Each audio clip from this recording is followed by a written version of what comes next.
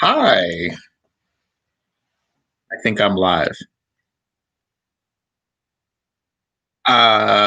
This is a Saturday night stream, and I thought I would do another stream because the last stream I had a few people join.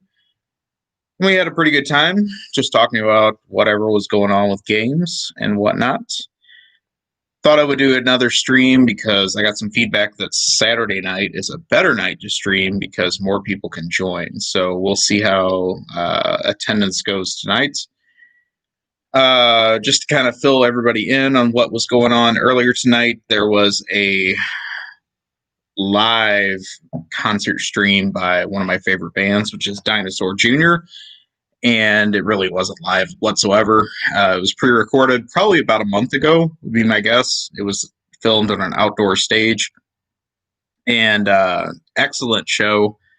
Happy I paid the money to go ahead and attend the concert, but again, it was kind of silly because it really wasn't live whatsoever. I've done about 3 virtual concerts since COVID hit, and obviously going to live concerts was one of my big pastimes prior to this year.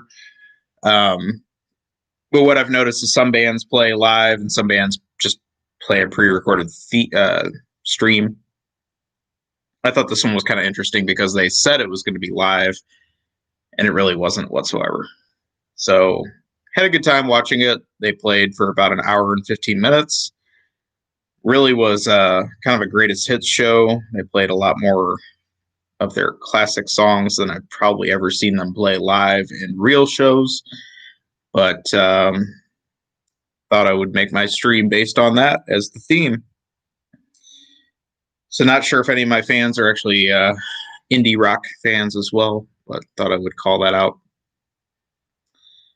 Looks like we've got a couple people in the chat, so hopefully you guys can chime in, let you guys pick a topic. As I like to jam Econo, I don't have any topics preloaded. I figured I would just go live and let you guys determine where this chat goes. So we'll take it from there. I guess while we're waiting for people to kick in, we'll talk about the records I've been listening to tonight. This is the glare is terrible. This is the Dinosaur Jr. Debut album from 1985, and everybody that played on this album played on the live stream tonight, which was kind of cool. So this has Jay Mascis, the one constant member of Dinosaur Jr. It has Murph, the drummer, as well as Lou Barlow, the bassist. It has this very precocious photo of the band on the back. They were probably all of like 19 years old at the time when this was filmed. They were taken in 1985. This album is pretty raw compared to their later stuff. And this was a reissue that came out about 10 years ago, but overall is probably recorded straight off the original issue. I don't think they remastered it whatsoever, and was listening to this as soon as the live stream ended. But this is, like I said, their 1985 album, and it's probably really just for the fans. It's quite good, but it's not like, the one I would say is a starting point as far as what you listen to if you ever get into this band. The original issue of this looked like this.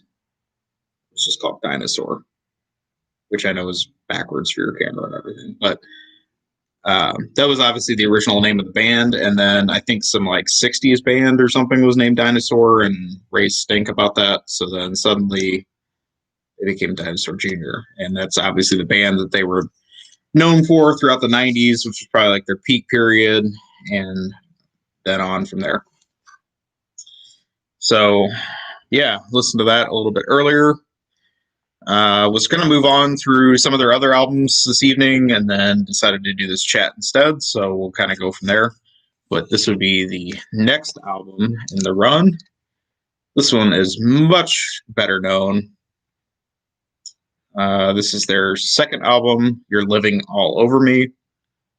And this came out in 1987. Before my time. I mean, I was alive, but I definitely didn't know about the band back then. Excuse me. And this is probably one of their best known albums. This originally came out on SST Records, one of my favorite record labels. And I don't have the SST original. Once again, I have the remaster, reissue, I guess I would say, from 2011 or so. I think that's when this reissue came out. And it sounds pretty good, but again, it's not like a major remaster or anything like that. So maybe that's something they'll do in the future. But this one is jammed front to back with lots of classic Dinosaur songs. I think In a Jar is one of my all-time favorite songs. And that's on this one, which I really appreciate. But there's some really cool Luke Barlow songs in this one. Finishes up with Polito, which is a pretty crazy experimental song I wrote. And I think a lot of fans like that one. But also has other hits like Raisins and Sludge Feast and other stuff like that. So highly recommend this one. Probably a good starting point if you're ever getting into the band. And they played probably about 3 or 4 songs from this in their stream tonight, which is kind of cool. You know, in 2020, they're still playing songs from an album from 1987 that's still relevant today. So can recommend this one if you've ever checked them out. It's pretty good stuff. And then where I was going to go from there is I was going to listen to their third album, which is not as well respected as You're Living All Over Me, but it's still pretty good. This one is just called simply Bug.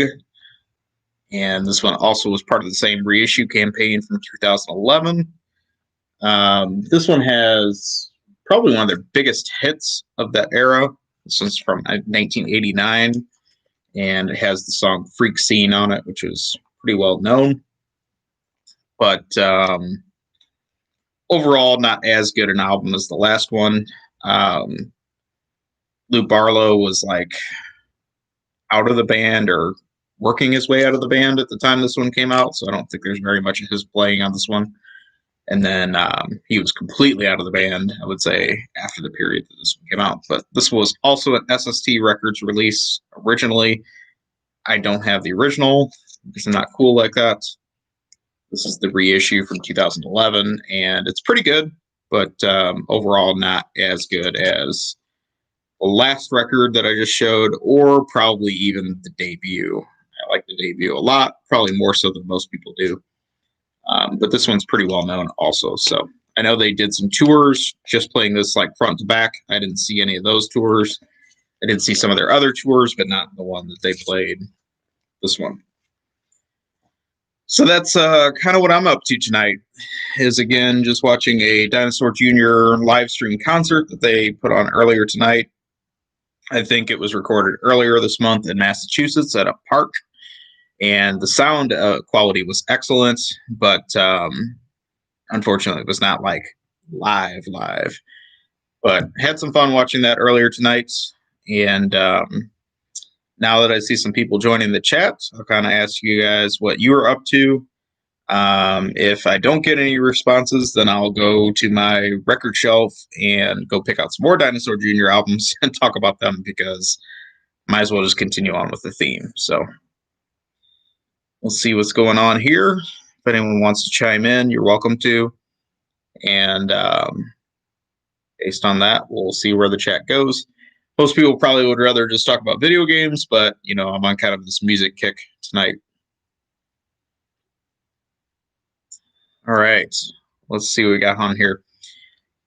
Wow. So one of the people in this chat is also a Dinosaur Jr. fan and watched this chat or the stream earlier tonight. Welcome, Frank. Curious what you thought of the show. My overall opinion is, you know, very disappointed that it was not a live show as advertised, but very, very good sound quality and excellent set list choices, and really hope that there is a live album release that comes from this at some point. And then to Matt, I am so sorry to hear you are watching the Arnold Schwarzenegger classic Jingle All the Way. with your child. That is very disappointing. I think it's Arnold Schwarzenegger. Or is that the Tim Allen one? I don't know. I think that's the Arnold Schwarzenegger one. I was a little bit too old to watch that as a kid. So for Frank, I guess I'll go grab some more Dinosaur off the shelf, and we'll just talk about that randomly until some more people chime in with whatever's on their mind. So I'll be right back.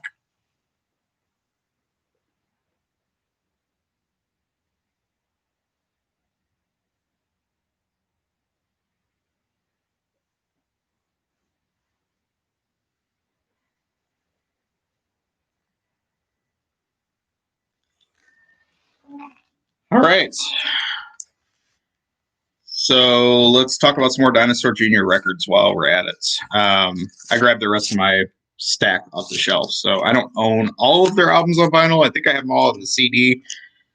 Some of their mid-90s output is some of their most popular releases, but they were re-released last year on vinyl, but only in the UK, and they're very expensive. So I haven't bought any of those yet. I'm actually hoping some of those will drop in price pretty soon. So Matt owns Where You Been. Good album. I just have that one on CD myself. And then Frank, very surprised they played Gargoyle. I would agree. And also very surprised Gargoyle turned into like a 7-minute jam, which was excellent. And they also played Watch the Corners, which is your favorite song. So Watch the Corners, yeah, I think they did an excellent job on that. If I had my pick, I would have liked to have heard Forget the Swan from the debut. I didn't necessarily expect them to play that, but that would have been pretty cool. And then probably some other stuff from some of the later albums. The one thing I was really surprised by is they played, is it called?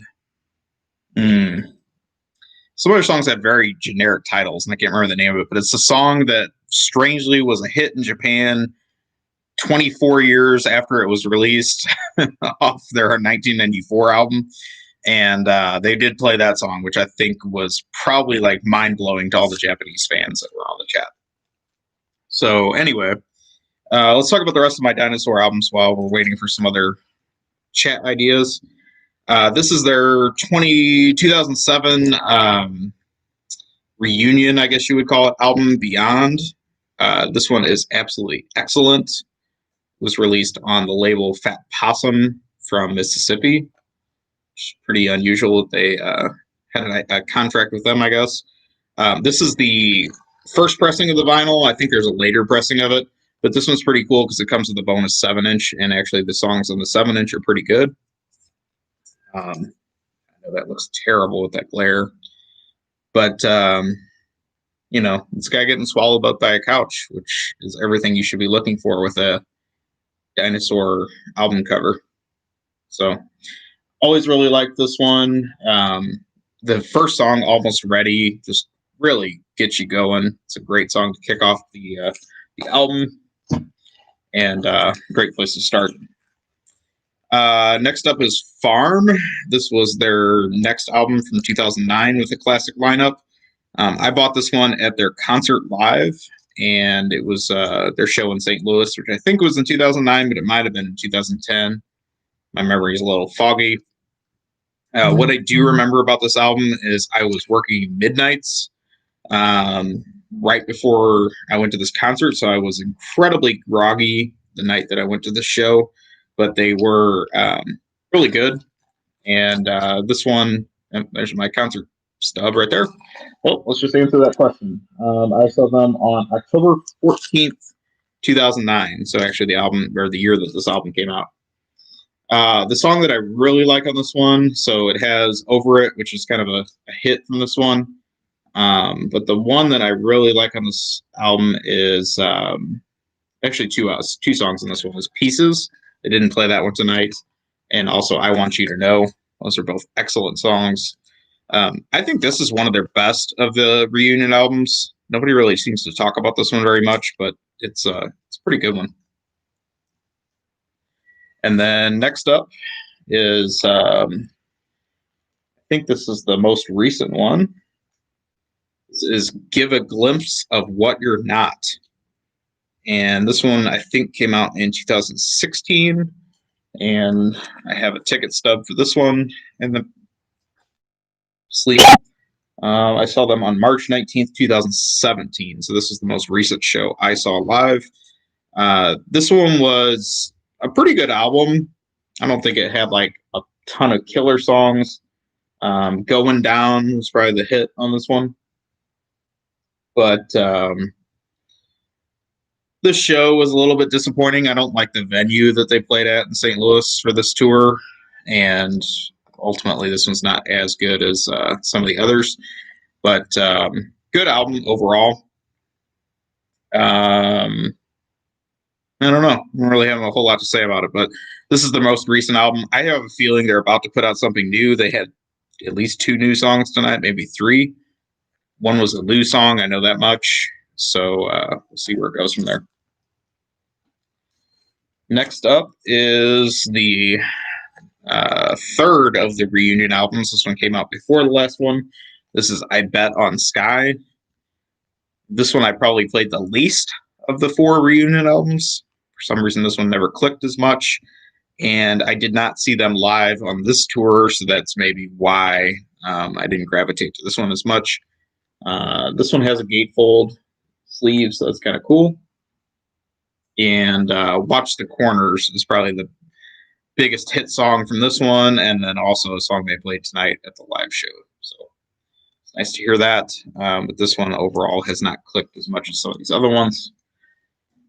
And then my final piece of my Dinosaur Jr. live collection, or sorry, vinyl collection, I'll show it the right way, is this one. This one actually just came out a couple months ago. And this is a live album called Swedish Fist, live in Stockholm from 1997. So this was a Record Store Day release from like a month ago. And really had a hard time finding this. I was very happy to get it. But this has a lot of the songs from their Handed Over album from 1997 that really wasn't that popular, but I actually really enjoy. That's probably the next one I would like to get on vinyl. And I think they did a nice job recording this one. However, listening to the live set tonight, if they did a live vinyl release of that, it would be much better than this. And so we'll see where it goes from there. Maybe that'll be the next thing they put out. And hopefully that's the case. But this one has some nice chocolate brown vinyl to go with this cupcake on the front with the googly eyes. And then on the back, you get some more googly eyes and a donut because snacks are good. This sold out at like all the record stores in town on Record Store Day. I had to find this at like a very minor record store in town that surprisingly did not have this sold out like 3 or 4 days after Record Store Day hits. So even on eBay, I think this one's been pretty tough to find for people these days, but I really like this. You know, again, prior to tonight's live stream, this is the only live album I had by Dinosaur Jr., and it's quite good. So that is my Dinosaur Jr. vinyl collection. It's not comprehensive by any means, and would definitely want to get some more. But I do have more Dinosaur Jr. on CD than I do on vinyl as well. So I have some weird ones too. I don't know. Hold on a sec. I'll see if I can find the one that I was thinking of.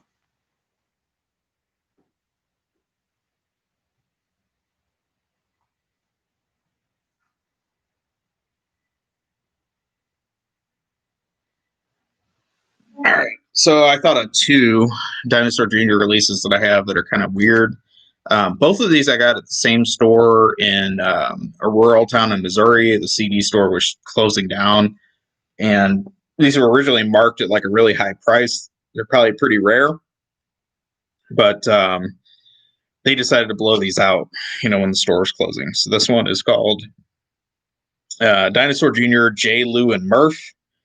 And ultimately, this is a live album as well.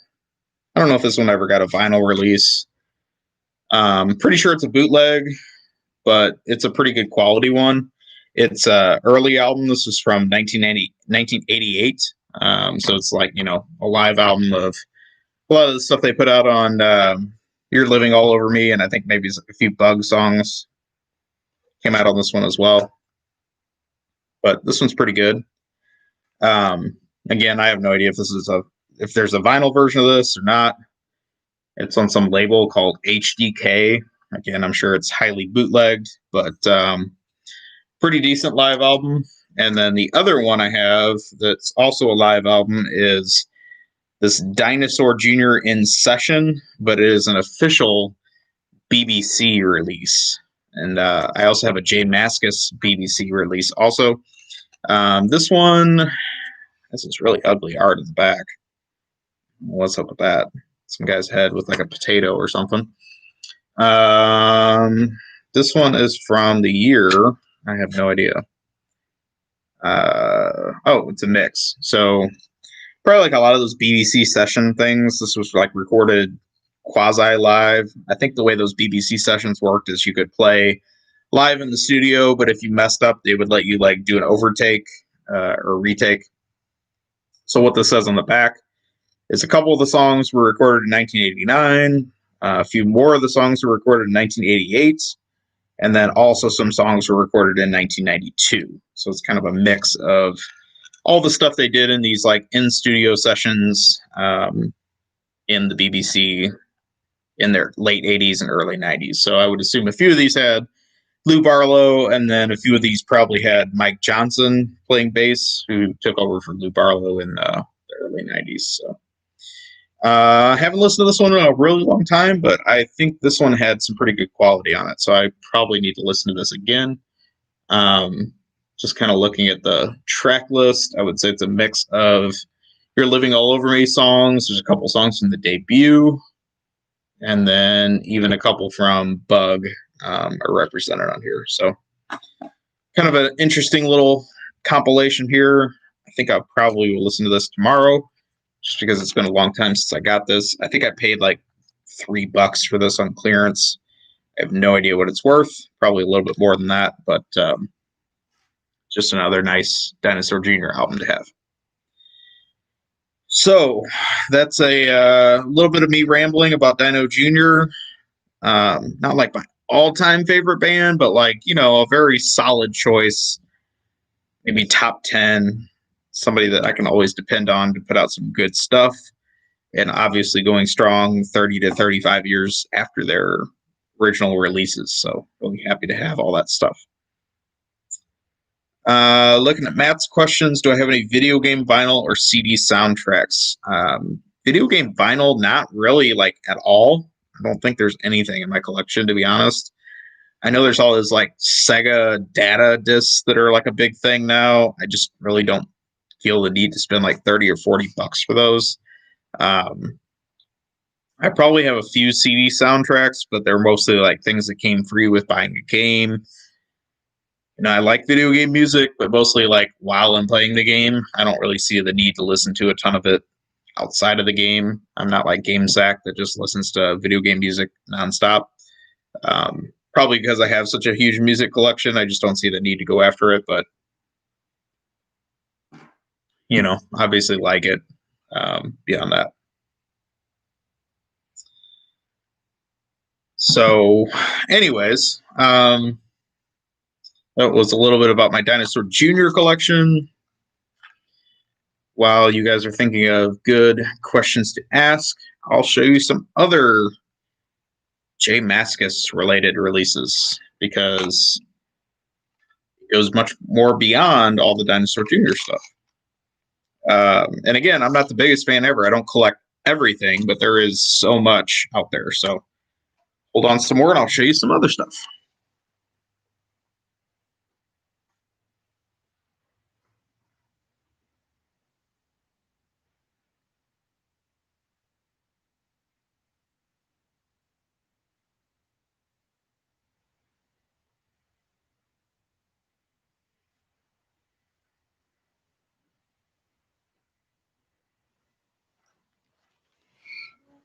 All right. Well, these are more CDs. And I probably have some vinyl to show too, but I'm not going to go grab that right now. So First up is a J Mascis solo album. This one was, I think, put out on a major label. This is J Mascis and the Fog. The album's called More Light. And the reason I like this one is it has a guest vocal from Robert Pollard of my all-time favorite band, Guided by Voices. You really can't hear it that well mixed, but I know J Mascis is a big Bob Pollard fan, and so he shows up on the background of this album, which is kind of a nice touch, but not exactly, the dominating sound of the album, or even the song that he's on, which I can't even remember which one it is. This one has some pretty solid songs on it. What else do we have here? We have the first J Mascis solo album. This one's from like 1996. This is a pretty rare CD for some reason, and I have this one on vinyl. I have the original vinyl pressing of this one. This is called Martin and Me. Martin being the name of his guitar, the branding, I guess, of his guitar. And it's primarily acoustic, but it has some electric overtones on it. This one's actually like a live performance. Has some Dinosaur songs on it as well. I guess he was just trying to test the waters to see if he could go solo. Still released another Dinosaur album after this, and then the long hiatus between late '90s and early or mid 2000s. But this one's pretty solid. And like I said, I do have the vinyl version of this, which is kind of crazy because I don't think it's ever been re-released. This one is the sellout copy because it is the manufacturer for BMG Music. Somebody bought this as a club CD. I bought it used, so BMG didn't get any of my money. Speaking of those BBC CDs, this is the other one I wanted to show. This one is very rare, is my opinion. And I got this in Portland when I was up there for the Retro Gaming Expo a few years ago. I think I paid out the ass for this, like $25 or $30, which is insane for a CD. But I saw it and I knew it was very rare, and so I decided to get it. And this is J Mascis, the John Peel sessions. So as I said before, it's kind of like in studio, not necessarily one take, but live versions of J Mascis songs. And there are obviously some Dinosaur songs in this.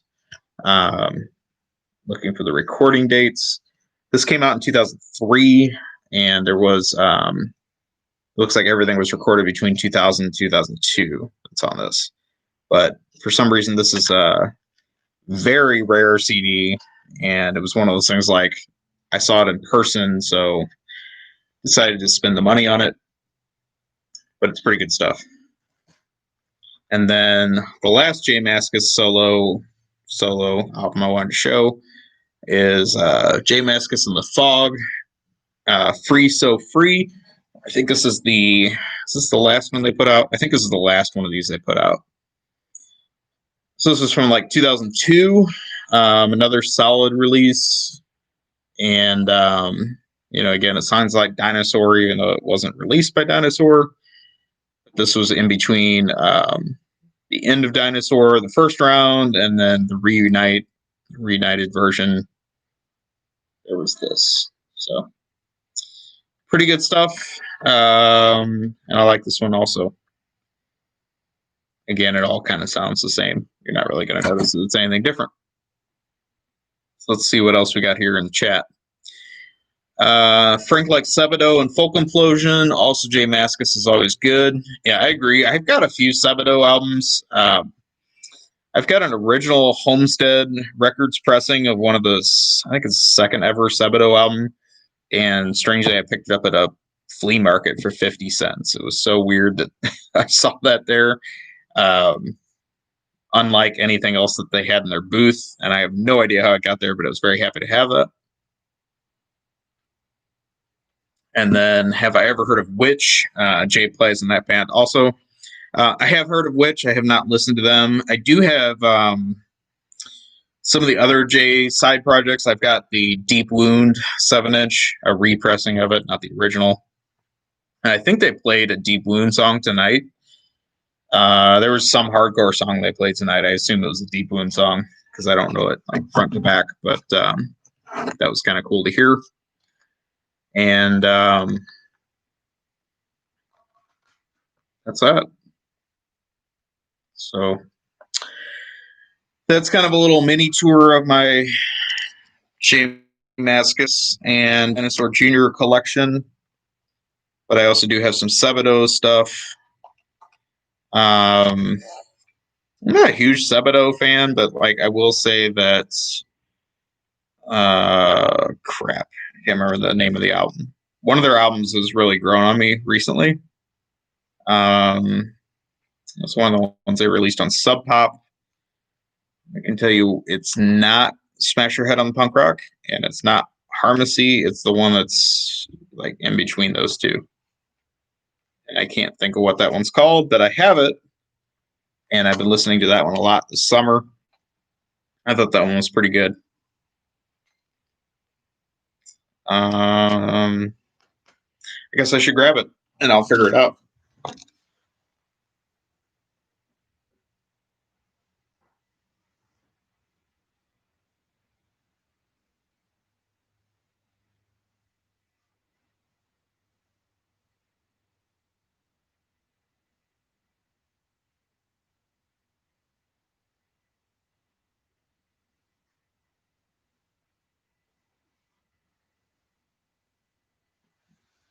All right. So my first Sebadoh album was this one, which is 3. This is the original pressing on Homestead Records. Pretty rare, I think. I don't really know if it's worth anything because there is a deluxe reissue of this that most people would probably prefer to have. But kind of nice to have the original of this. This one's got some pretty good songs on it. It's, kind of a jumbled mess. Some of the songs are not so good.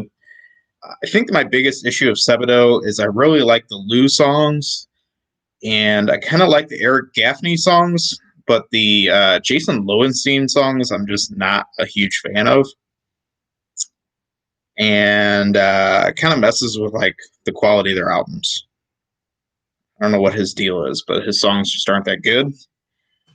And then the one I was trying to think of a minute ago that I couldn't is this one, which is Bake Sale. I was very, very late to getting this one.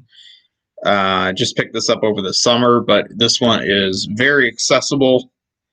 I would say of all the Sebadoh albums, this is probably a good place to start because I originally started with Harmacy and I couldn't stand it. But this one is very easy to listen to. Again, the Jason Lowenstein songs are kind of not so good and get in the way of things. But I like this one. It's originally released on Sub Pop. I think there's a reissue of this one also. And that's Lou Barlow digging in a toilet circa 1967, I believe, is what it says on the liner notes, if I remember right. So it's kind of what's going on there. But this one's quite good. I think that again, if you want to check out some of the Lou Barlow songs, this is a good place to start. I think the song that I got hooked on over the summer was Skull. I did not know that one before, but apparently there's a video for it. I think somehow it ended up in my feed, and I watched it, and I instantly liked it. And then there's a couple other songs in this one that were pretty good. I think Magnet's Coil was one of them. And I'm trying to look at the back here to see what the other ones are. Maybe Rebound. I think it was Rebound was the other one I really liked. But overall, this is a really good Sebadoh album to start with. So would recommend checking that out. If you want to get into some of the Lou Barlow stuff.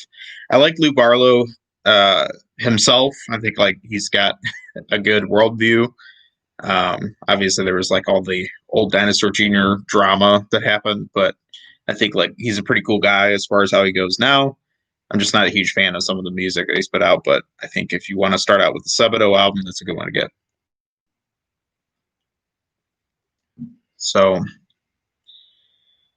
that's what I know about that stuff. Frank, you're welcome to chime in if there's something else that you think I should check out.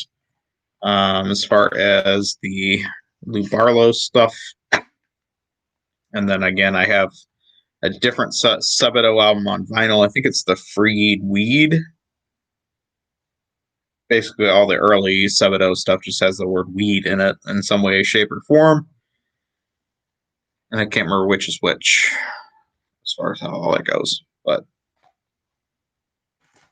Freed Pig, Freed Weed, Weed Forestin, a lot of weed, I think is how all that was set up.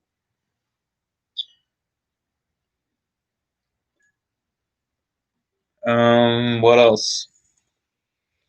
I guess, like, as far as the chat goes, this is where you should start. If you don't know Dinosaur Jr.,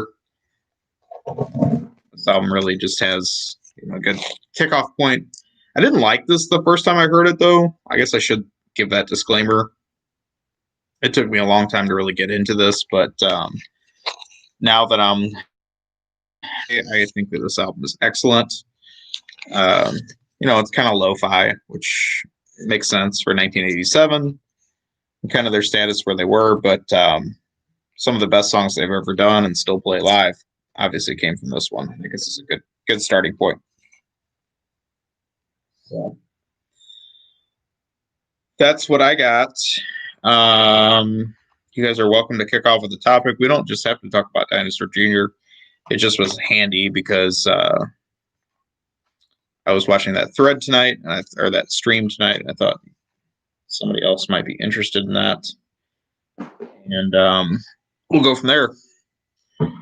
But let me grab another prop, and I'll let you guys kick off with the topic if you see something else to talk about.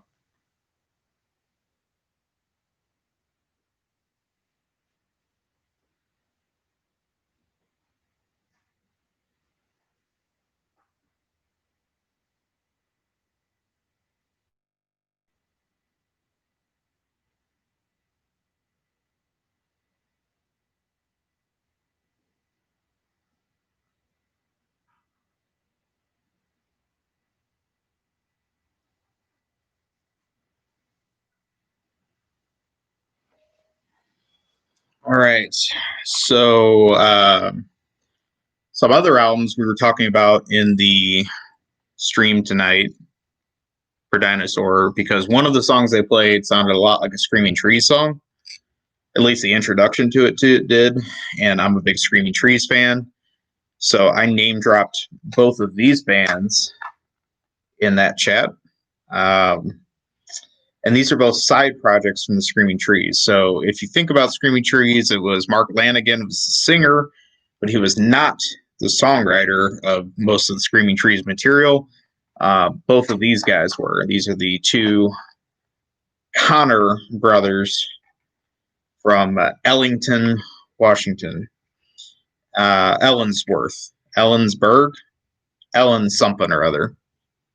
Some cowtown in Washington. These are the two guys that wrote the actual songs in Screaming Trees. And the first one of these is Solomon Grundy, which is, I understand, a DC Comics character that they decided to name a band after. And this was Van Connor's band that he put out. But if you listen to this, it's very much of the vein of Screaming Trees, just with a different singer, because Van is actually singing it. And if you think about Screaming Trees, Nearly Lost You was their big hit, and believe it or not, Van Connor actually was the one that wrote Nearly Lost You, not Mark Lanigan. So if you like that song, you will probably like this album. This album is called, I think it's self-titled technically, but I've also seen it called like Stone Soup or something like that. On my CD copy, it's just self-titled. This I saw in a book of unheralded indie album releases from the early 90s, and was definitely a great recommendation. I really like this one. If you like, again, Screaming Trees, you will definitely be into this. Very much the same guitar sound and just a little bit different singer, because obviously it doesn't have Mark Lanigan singing it. but really good quality album. And then the other one is an album by the band The Purple Outside. This one is called Mystery Lane. This one is very psychedelic. This is by the other Connor brother, which is Gary Lee Connor. This is his band. He's not a very good singer. I will be 100% transparent about that. And that may put a lot of people off on this. I would say, like, honestly, the first couple tracks are a little bit unbearable, but then for some reason he like starts to calm down a little bit and sing a little bit better. And the guitars and music on this are excellent. Sounds just like Screaming Trees stuff. So I don't have this one on vinyl. I have the Solomon Grundy on vinyl. I would like to get this one. It doesn't go for a ton of money, and recommend this one. But the Solomon Grundy came out on New Alliance Records, which was Mac Watt's record label. And this one, I think also, yes, this one also came out on Mike Watt's record label. So both of these closely related to SST Records, which put out a lot of early Screaming Trees albums, but these were both put out on New Alliance Records. And if you like Mike Watt, he had pretty good taste, some of the stuff he listened to. So that's a little bit about those. Matt is asking me about my audio setup, my receiver and speakers. So it's kind of a mess right now. I've got a classic late 70s Denon turntable with a somewhat recent Onkyo receiver for my vinyl, hooked up to two different sets of 60s era as well as 70s era Sansui speakers. So that's like my main setup for just my vinyl, which sounds quite good. But then the other side is my surround sound, and I have a modern Yamaha receiver, which is pretty top notch, which does have a phono output, but I've never tested it to see how it would sound with the vinyl and turntable setup. Ultimately, I would like to check that out, but it is running to just some crap Denon surround sound speakers that I've had for like well over a decade, probably 15 years, that totally need to be upgraded. So I kind of need to strike a happy balance of, do I want to run everything through the modern receiver and see how it sounds, which would probably be pretty good, honestly, with the receiver and everything? Or do I want to keep the two systems separate and have all the classic stuff running through one setup and all the modern surround sound running through the modern setup with new speakers? That's kind of been my current conundrum for at least a year, trying to figure out like what I want to do. But I don't feel like either one is optimized right now. I think both of them could be better. My vintage setup was set up through a late 80s Onkyo receiver before, and I really liked it. But the downside to that unit is I think it's got some capacitor issues, and it would get hot, and then like half the sound would cut out once it got warm, and I need to get that all recapped. And I just haven't had the time or effort to learn how to do all that or send it off to somebody to have it done. But that vintage receiver probably was better than what I have currently running with a modern, more recent head unit, or not head unit, more modern receiver. I just don't have that hooked up anymore with the current setup.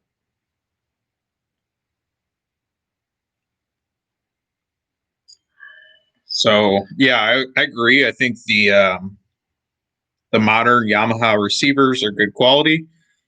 I've had this one for a little over a year, running the surround sound, and it sounds very good.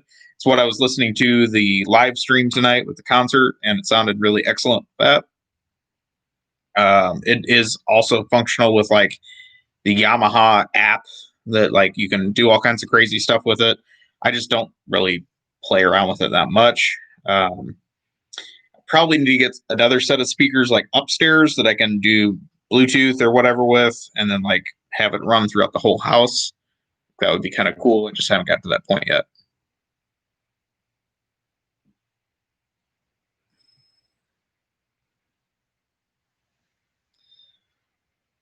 But the as far as the speakers, the Sansui stuff is excellent. I bought it all locally off Craigslist. I would recommend that if you can find any of it. I think the market's a lot hotter for it than it was years ago when I bought my stuff, but you used to be able to get some pretty good deals, especially if you could pick it up. It's very, very heavy. I think some of my Sansui speakers are like 65 pounds each, so you wouldn't want to ship it. But if you can find somebody selling stuff locally on Craigslist, it works out really well. I got really lucky with my second set of Sansui speakers a couple years ago. I found some at an estate sale. It's my like 1967, I think, era speakers. They're very rare. They don't show up on eBay very often at all. And most of the Sansui speakers are like early to mid 70s. These are late 60s, which is like their early generation speakers. I got these at a estate sale for $5 for the pair, which is like an unheard of deal. But even then, you might find some on Craigslist that, again, you can avoid shipping and get a pretty good price on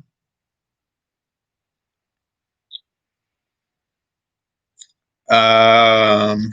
Yeah, Geikisha Boy for life. Agree.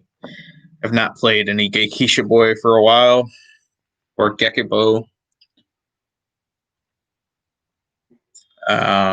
If you're unaware, Matt's referring to the Photo Boy series of games that started on PC Engine and then were re-released on the PS1 as well as a sequel on the Japanese PS2. Both excellent, excellent games. A lot of fun to play. Found a vintage Sansui amp at a garage sale for $2. That's awesome. Yeah, I don't have their amps. One of my friends does, and he swears by it. I wouldn't kick a Sansui amp out of bed by any means if I fell into one. Again, you kind of run into that weight thing, and they weigh a ton, but the quality of them was incredible. My understanding of like how all the Sansui stuff came into the U.S. was primarily through like people who were in the military in the early 70s, maybe stationed to Vietnam or somewhere in Asia. They would buy it there locally. Whenever they would come back from their service, they would bring it back over, and then like suddenly a ton of that stuff was in the U.S. and it was really built to a quality standard, unlike anything that we had from the stereo equipment that was being sold locally. And just again, sometimes people are cleaning out their garage or their basement, and then one day, like all the Sansui stuff ends up on Craigslist, and it still functions magnificently. It's really surprising, like how good all that stuff was built, and even comparing it to like a lot of the late '80s high-end audio, some of that '70s Sansui stuff will outperform it, if not outlast it, as far as not needing as much service. So very cool.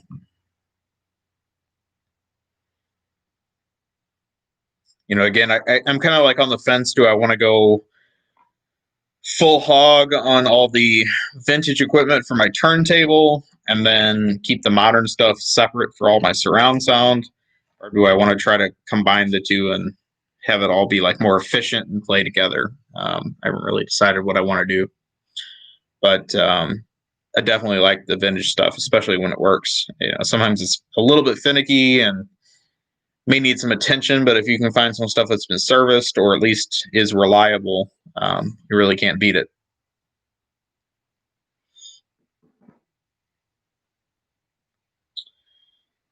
Am I able to show my setup? Not real easily. Number one, the lighting in my basement is terrible. I've called that out in prior videos. Uh, I don't think it would really do it justice. And then, again, I think like I can probably do a better job explaining it than really walking through it right now. But again, it's kind of a mix. I've got some modern equipment as far as receivers, and I've got some vintage equipment as far as turntables and speakers primarily.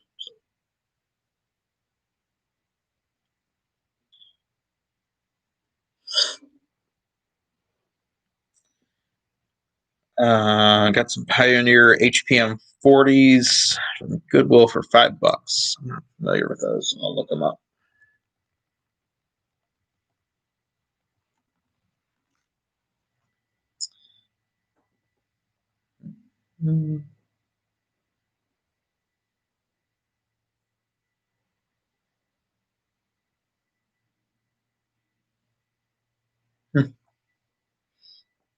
Wow, it looks like those are pretty good quality. Looking at the prices on those are pretty expensive. So yeah, I would say you got a good deal. Goodwill is weird. I mean, I found like some deals at other thrift stores. Goodwill like primarily looks up stuff on eBay and sells appropriately, so you don't really get as good of deals typically. But you never know. Sometimes you get a good deal, like that. Might have been old school Goodwill too before they got so savvy with their own auction system.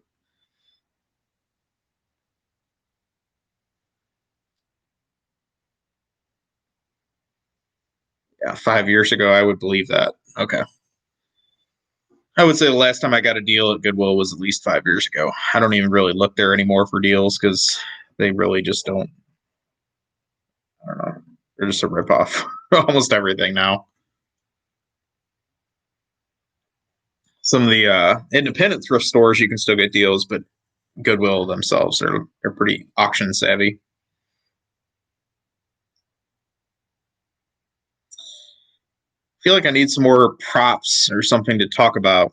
So I don't know. I guess I could grab some random things off the shelf here.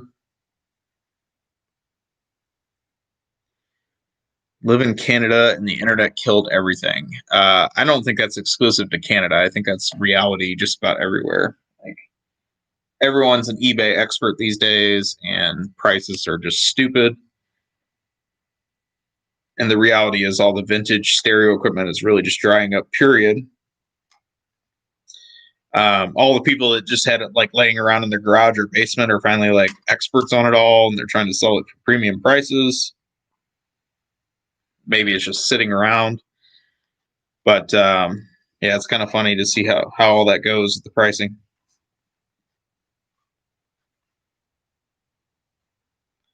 So I think next I'm going to go to my PS1 rack and grab some random PlayStation games and talk about them because I don't really have a whole lot of chat questions coming in. So maybe that'll give us some things to talk about. So I'll be right back.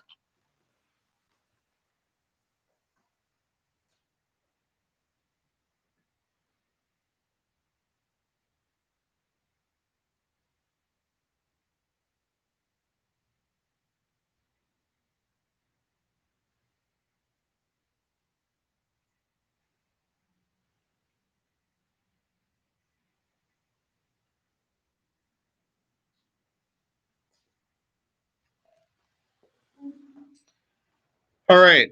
Well, I just went to my PlayStation rack and grabbed some random PS1 games, starting with the letter T for no reason whatsoever. So let's see what I got, and we'll talk about these games.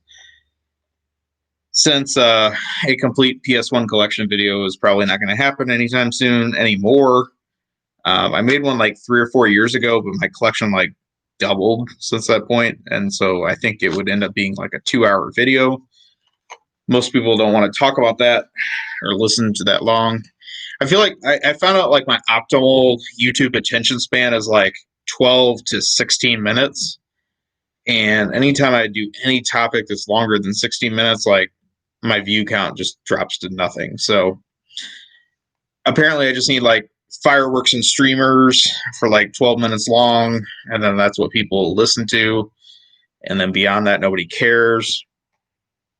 But let's see what we got here in my satchel of T starting PS1 games.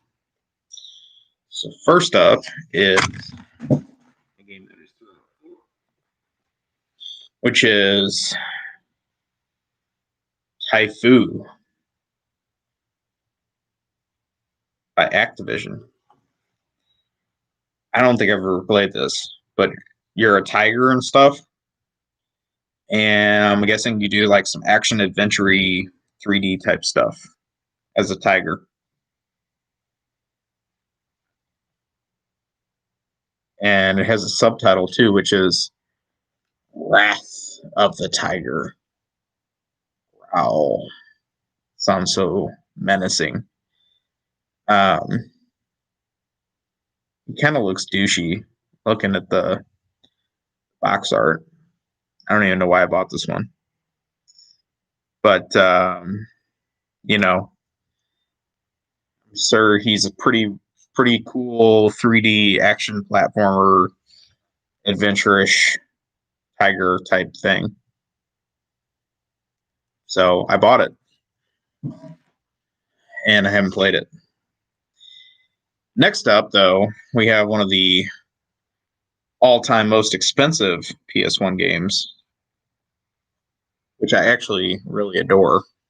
I've owned this one for a really long time. This is Tail Concerto Atlas, also by Bandai in Japan. I played this one originally on one of those PS1 jam pack discs, I think, as a featured import they included on those discs. And I really liked it. And then suddenly this came out as a full featured release in the US. And I did not hesitate to buy this, but apparently a lot of people did because this is incredibly rare today and very, very expensive. I think this is one of like the PS1 games that's now crossed the $300 mark, which is crazy to me because I didn't pay anywhere near that. It's a 3D action game. Has some really adorable artwork. You play as this dog policeman called Waffle. I do remember that. And you fight all the evil cats that are very mischievous in this game. And I do remember the camera in this is very wonky, but I also know that the charm and the story of this are well worth it, regardless of how much the camera sucks in this game. But yeah, Bandai themselves, I think, developed this game, and then Atlas brought it to the US. So, highly recommend Tail Concerto. If you can take a flashback machine to like the era of 2005 when this game was probably like $30. Because all of a sudden this game is like mega expensive, and although I really like it, I don't know if I would spend that kind of money to get it. Next up is another weird one. This is Tale of the Sun by the developer Art Dink. And this one was actually released here in the United States by Sony as a first-party title.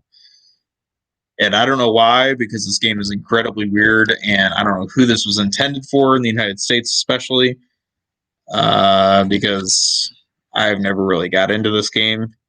It's kind of like a wander-a-thon. You can just wander around endlessly, but like little minor things happen, but you don't really know that the game is actually progressing. I have no idea what this game goes for these days. All I know is this game is very rare. You don't see this hardly ever, especially out in the wild when you're hunting PS1 games. And I would say if you're looking for a very weird title, any of the Art Dink games will qualify, but this one would definitely be in the mix, which is Tale of the Sun. Next up, we have a RPG. This is a popular series today that really got its kickoff in the US on the PS1, even though it had been released as a Super Famicom series prior to that. This is Tales of Destiny by Namco. Namco being such a powerhouse in the PS1, wanted to get it on that RPG money, and I don't know. I didn't really play this one, to be honest, but very difficult to find these days. I would agree why. I don't think they made a whole lot of these. This was the era like Final Fantasy VII was huge, and they decided they wanted to get in on that. It's this double disc case, but it's just a single disc game. Show the disc, and you know, just another of the RPG mix on the PS1, but probably not most people's first choice on what they would buy.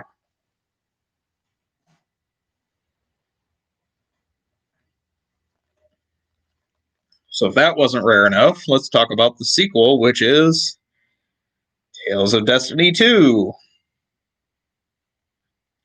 I never played it, but I assume that if you like Tales of Destiny 1, you like Tales of Destiny 2.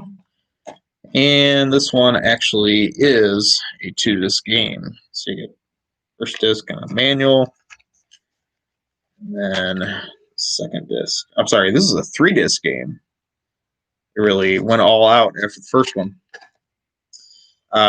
This one, again, I believe is very expensive.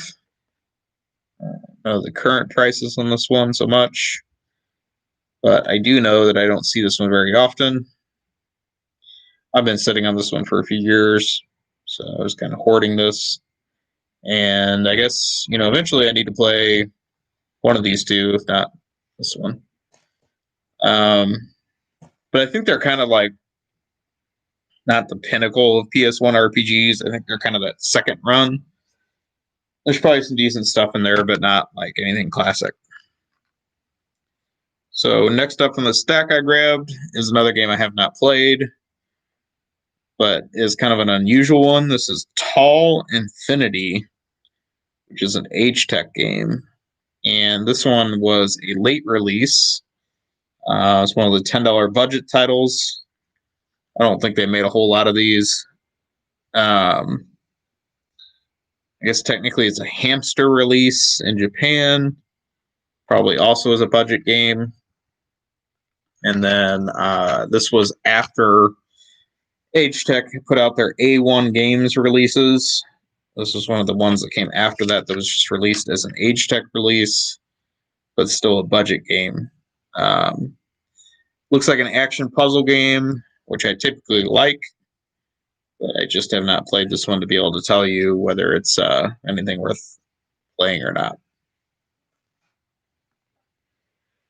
And then the last game I grabbed from that stack of my T games is yet another expensive one for the PS1. This is Team Buddies. And this one is like a real-time strategy game, but kind of cutesy in its design. Very uncommon game. Show the inside here. What I can tell you about this one is back in the day, I don't think this game sold well at all. And kind of unusually, this one was blown out at Sam's Club warehouse stores. And I remember walking into a Sam's Club and seeing this in a blister pack. Like they put it in this like big plastic pack that you would just grab off the shelf. I think they were blowing these out for like $12.95. And I did not buy it from Sam's Club. But I do remember there was a lot of these that were being sold then. I think this came out like 2000 or 2001. And all of a sudden, this is a very expensive game in the PS1. It's kind of like bounced up and down. It's not like top tier, but it's definitely up there. And ultimately, I think that most of these were probably sold in clearance or wholesaled out, because I don't think many of these sold at full retail price. I have barely played this one at all. I put it in one day, I remember, and tried it out. It's just real-time strategy games aren't really my thing. So I decided to try it, but not a classic by any means for me. And that's that. That is a mix of PS1 games that I grabbed off the shelf that start with T. That was the one thing that was in common with those. So I have probably talked way too much on the stream and determine what the content is. I'm going to open it up for questions maybe get some chat going. We'll see what other things are on people's minds. Whatever you want me to weigh in on or give an opinion on. Probably very critique whatever it is I want. I see we got 5 people joining, which is pretty cool. Hopefully this is beneficial to do this on a Saturday night. Got some feedback that most people are more free on a Saturday. I've been enjoying a 4-day weekend from work and was hoping to probably take some more time off here for the holidays pretty soon. So yeah. Lomax says one of his favorite T games is Trap Gunner. I would agree. Trap Gunner is legit. And had I gone a little further in my T library after Team Buddies, Trap Gunner would have appeared. Very unique Atlas title that for some reason really hasn't taken off in price too much. At least I don't think it has as of the last time I checked. Now I'm kind of curious. So I'm going to look.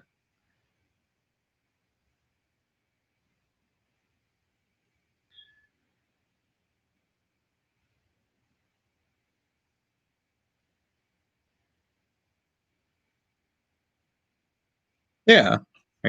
It was like $50. I mean, that's not nearly as expensive as I would have thought for a PS1 rare game by Atlas.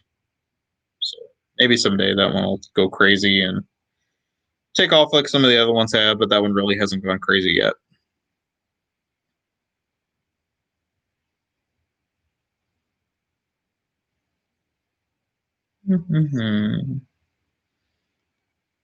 Remind me, what is the main system you collect for? So, kind of a difficult question. I would say the number one thing I'm collecting for now is Neo Geo Pocket Color, but currently I'm also collecting for PS1, which has kind of been like an ongoing thing for a long time.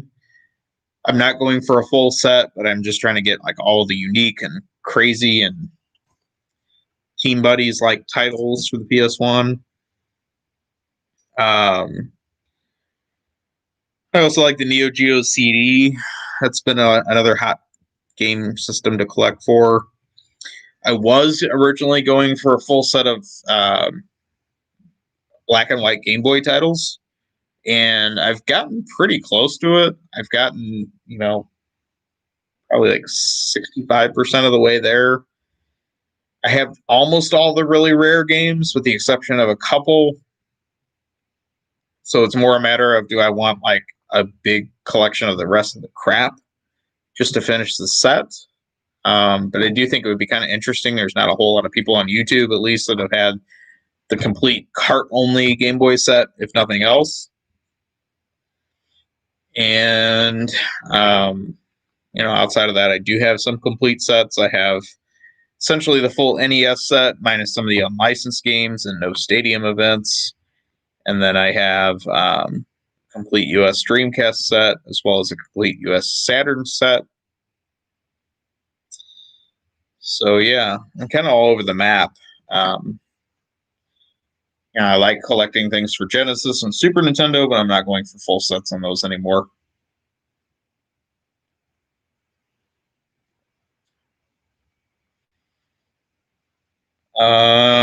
Tell about the best pickup ever. So probably my most valuable game in my collection is I have a Mint Complete Hagane for Super Nintendo. And I actually bought that brand new sealed about 15 years ago for $20. And, hindsight 2020, I wish I'd left it sealed and just bought a loose cartridge copy to play. But I did open it up, but I kept it really immaculate. I just cut like around the edge of the seal at the time. And so I opened the one flap, and ultimately it's still got the original shrink wrap on the box. The manual is mint. The cartridge has only been played two or three times, but ultimately I have a really minty copy of Hagane. And my thought was if I ever found a nice loose cartridge of it, I would honestly be okay with that. And I would probably sell my complete copy. Maybe get it graded. I know that's the big thing to do with stuff like that. And then sell it off because honestly, I would be perfectly happy just playing a loose copy of that one. It's a very cool game, but it's not, I mean, the price it goes for, it's not worth that kind of money. There's other games I would much rather play. But yeah, that would probably be the pinnacle of my collection as far as finds. Some of my NES cartridges I got very cheap in the day also. You know, I've got stuff like Little Samson in the box. I don't have the manual for that one. I really need the manual for that, but I do have a very, very nice box for Little Samson, and the cartridge is very nice. And I think I got both of those back in the day separately for probably no more than $5 a piece. But again, that's just a side effect of collecting for a very, very long time before the things got their current price state, which, you know, you're never going to get a deal like that ever again.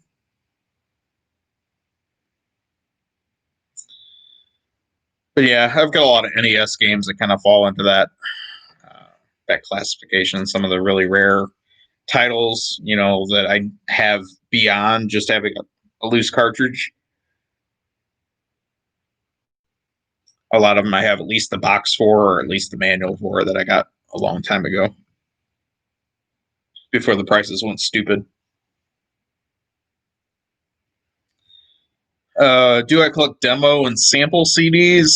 I would say I don't, you know, not collect them. If I get some, that's fine, but I also don't like really chase full sets of them or anything like that.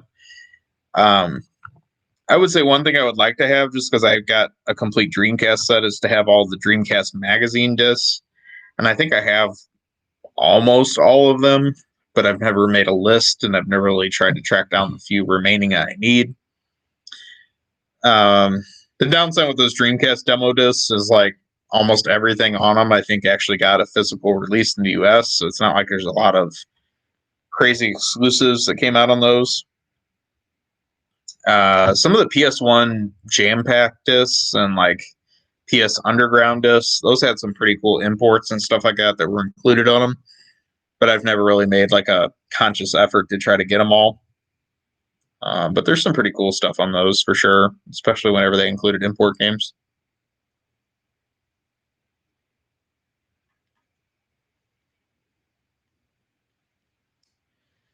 Am I worried about disc rot?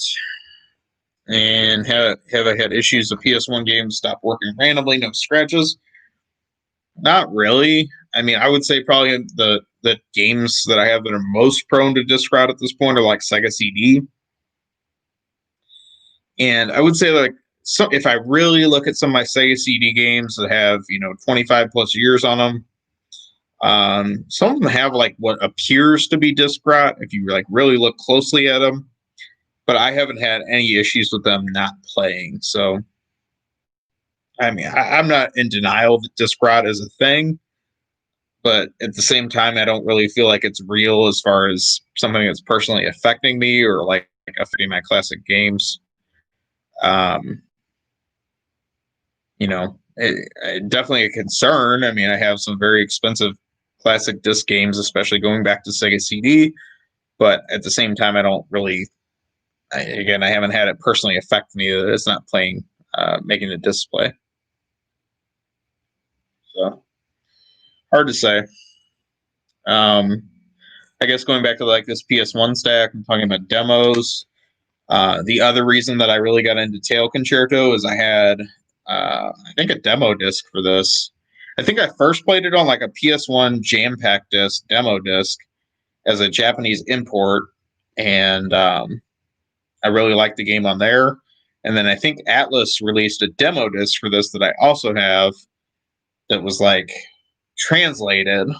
and basically the same level or whatever that you got on the PS1 Jam Pack, but in English. And putting those two together was a no-brainer. I wanted this game. I think the only thing I would say is I did not buy this new, but I bought it very soon after it came out new, and somebody had traded in and used, and I bought it used. So unfortunately, Atlas got none of my money for this, but still a very cool PS1 game that's now taken off in price. It's kind of interesting, like some of my other PS1 demos. I've got like Clock Tower, a demo for that, which is another pretty rare PS1 game. But Age Tech / ASCII at the time put out a demo disc for that one too, which is kind of cool.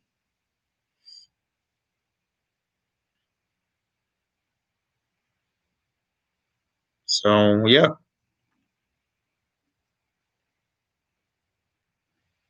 Well, while you guys are thinking of chat questions to ask, I'm going to put these T games back in my PS1 library.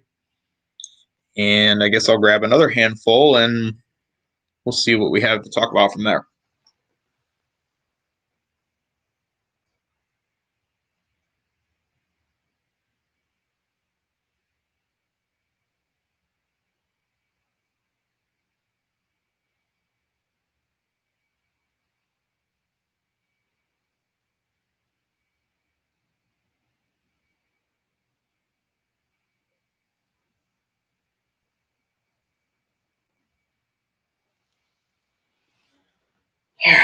All right, let's talk about some Saturn games instead. I just grabbed some Saturn games to start with M from the shelf, and we'll talk about those. Mr. Dude has joined the chat, and he is asking the critical question: crab juice or Mountain Dew? Neither. That's a really painful question to answer. I appreciate the Simpsons reference, but I don't have. Ugh, they're both not good. Do I have Game Eye? I have no idea what Game Eye is. Tell me what that is. I don't know what Game Eye is. Lomax will take the crab juice. Yeah. God, both of those are painful. The only Mountain Dew I ever liked was that I don't even know. Do they still make that Code Red? I don't drink it, but I used to tolerate that. I guess I'm not a real gamer. I don't drink Mountain Dew. So let's talk about some Saturn games since I exhausted PS1 games that start with T, at least partial of my PS1 games that start with T. Sega Saturn. One of my best sets I have that I'm glad I finished when I did, because there's no way in hell I would try to go for a Sega Saturn set today, given the game prices that exist today. This one is Magic Carpet, which also came out on the PS1. Not at all a classic game. This one is more notable, I guess, in the PS1 because it came out as a long box title as well as a jewel case variant. I have the jewel case variant on PS1, but it is a long box Saturn title, of course. 1996, I think, release. Not good. I guess unless you have like this crazy Aladdin fantasy that you just really have to ride on a magic carpet and do some things. Just very poor 3D action game. And part of my Saturn collection, but it's not something I will ever play. So that's Magic Carpet. All right, so Game Eye is an app that catalogs your games and pulls updated prices from price charting, tell you what your collection's worth, lets you look up additional information on games. Yeah, I didn't know that. I will tell you, as far as like game prices, I'm not a fan of price charting. I much prefer game value now. I don't think it's used as frequently, but I like their system a lot better. Like it's not as clunky looking. They don't really have an app, I don't think, but their website is pretty friendly, even on mobile. And I use that to look up game prices much more than price charting. And they're not like 100% with keeping their stuff up to date in every system. So you have to look at like when the most recent update was. But when they do update, I feel like their prices are more accurate than price charting. And I know you can catalog your games in there, but I haven't done that. So, all right, back to Saturn games to start with M. Let's talk about a heavy hitter. Bam. Magic Knight Rayearth, one of my all-time favorites on the system. The final Sega Saturn game released in the United States by Working Designs in May, I think, of 1998, which the Saturn was dead by a good 3 months even before this came out. I did not purchase this new, but one of my coworkers at the time at a video game store did, and he was the kind of person that would like compulsively buy and then trade in games. And as soon as he traded this in, I bought his copy, which is as good as mint. I think I paid $29.99 for this back in mid 1998, which I can't knock at all. There is, if you want to be super hardcore, there are 3 versions of this based on the disc art for each of the 3 characters from Magic Knight Rayearth. I think my character is this Umi or is this Fu? It's not Hikaru. Hikaru is the red one. I remember that much. I think this is an Umi disc, the blue one. Basically, there's a red character, a blue character, and a green character. And so if you really want to be like super hardcore, you have to own all 3. I'm not that stupid, but I'm happy to have this one because I really, really like this game.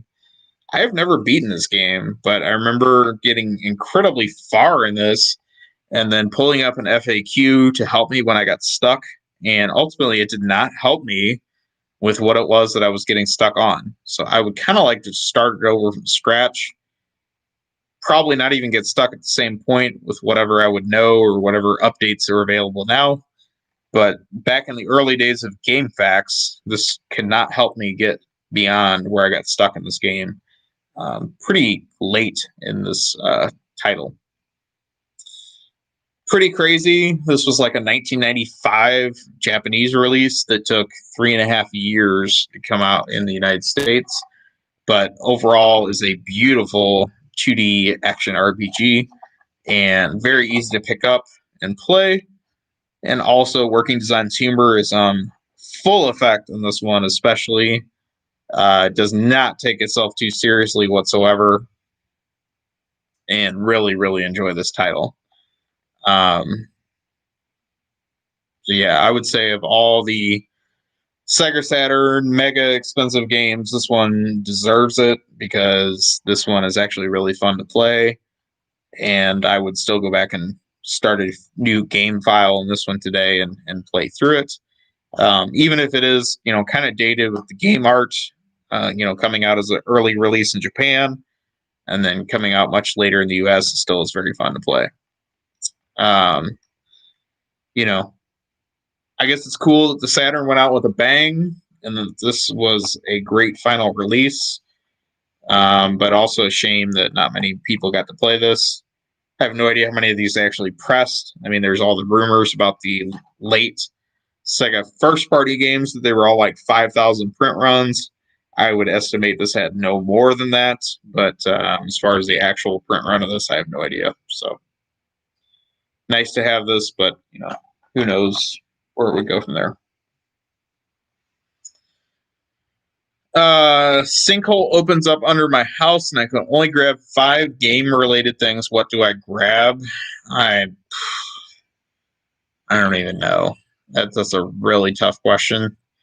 because I mean I could grab based on value, or I could grab based on stuff I actually really enjoy, and that would probably skew things one way or another as far as what I would pick.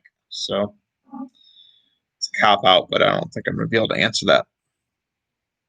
So next in the M title games for the Sega Saturn that I grabbed off the shelf randomly. This one's nowhere near as exciting. This is the Mansion of Hidden Souls. This one is so funny that it says it's a Saturn exclusive, because that's BS, because this game also came out on the Sega CD with slightly different artwork. It had this like butterfly on the cover on Sega CD. I've barely played this one at all. I do also have that Sega CD version, which Vic Tokai put out. This one, I think, was actually a first-party title for the Saturn. I don't remember who actually developed this game.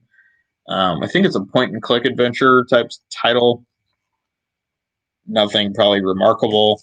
My copy has the foam brick, which fell out when I opened it. Tuck that back on in there. So yeah, it's got some pretty dated 3D FMV type stuff going on in the back. You could tell me if this is something worth playing, but I kind of doubt it. But it's a nice essential piece of my Saturn collection, although not really something I'm ever going to play. All right, next up in the M Saturn games that I picked up off the shelf. This one is a motorcycle racing game, and I want to pronounce it the proper English way, and I believe it is pronounced Manix TT, not how you would probably read it, which is Manx TT. I believe it's Manix TT. TT being time trial or touring trophy or some such. But regardless, a classic English motorcycle racing event that I think still goes on to this day. This one came with the Sega ad brochure. My games have that, I know.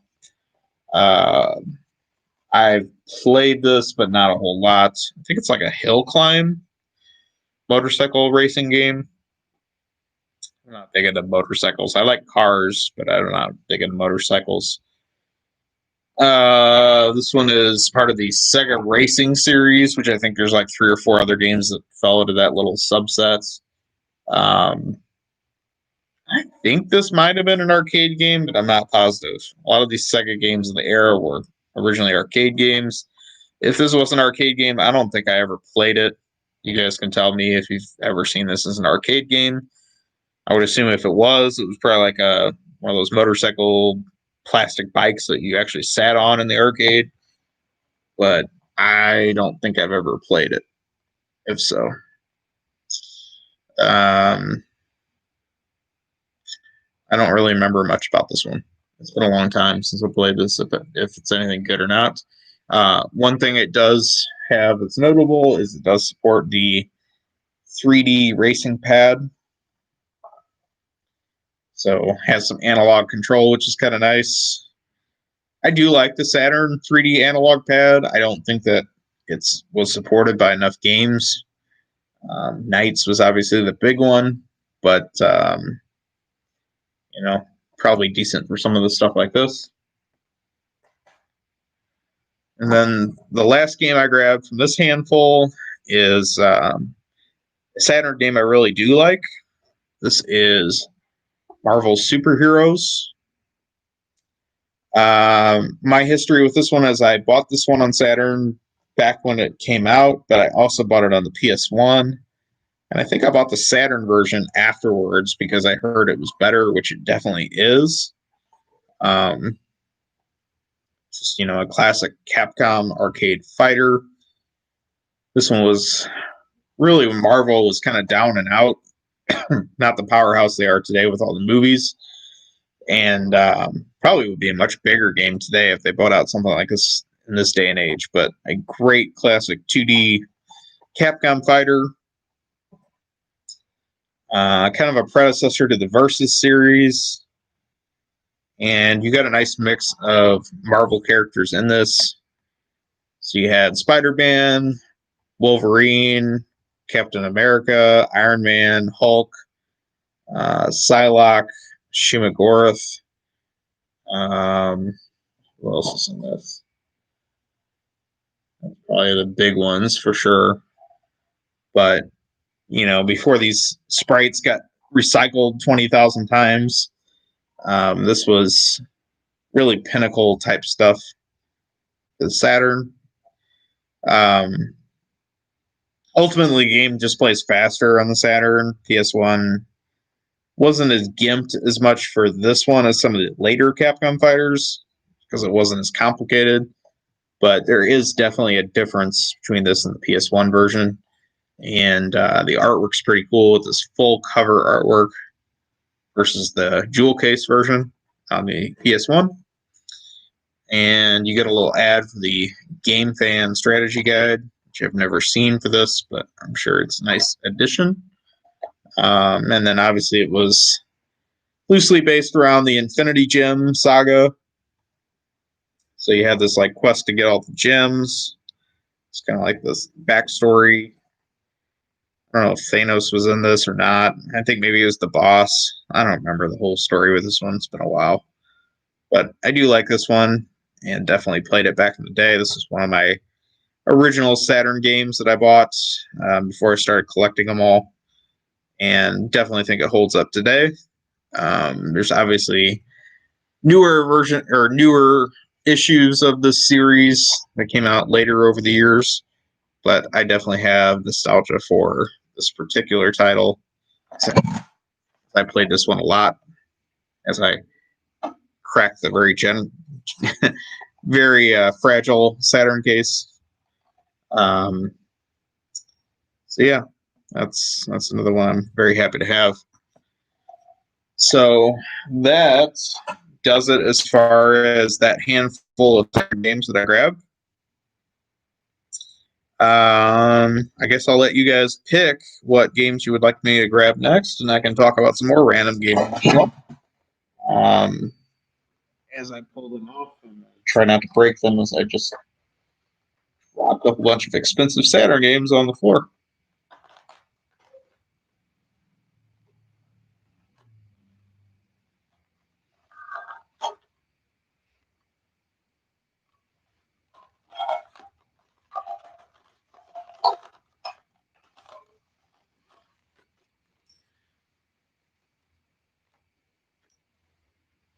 I'm trying to get to a point where none of my Saturn games have any cracks in the cases, but also trying not to buy the new replacement cases because I know they're kind of a pain in the butt to get shipped, and then some of them also crack in shipment. So I don't know. It's one of my long-term goals with Saturn stuff. So I'm going to disappear again, maybe grab some more games, and we'll talk about those. Unless you guys have any questions when I come back.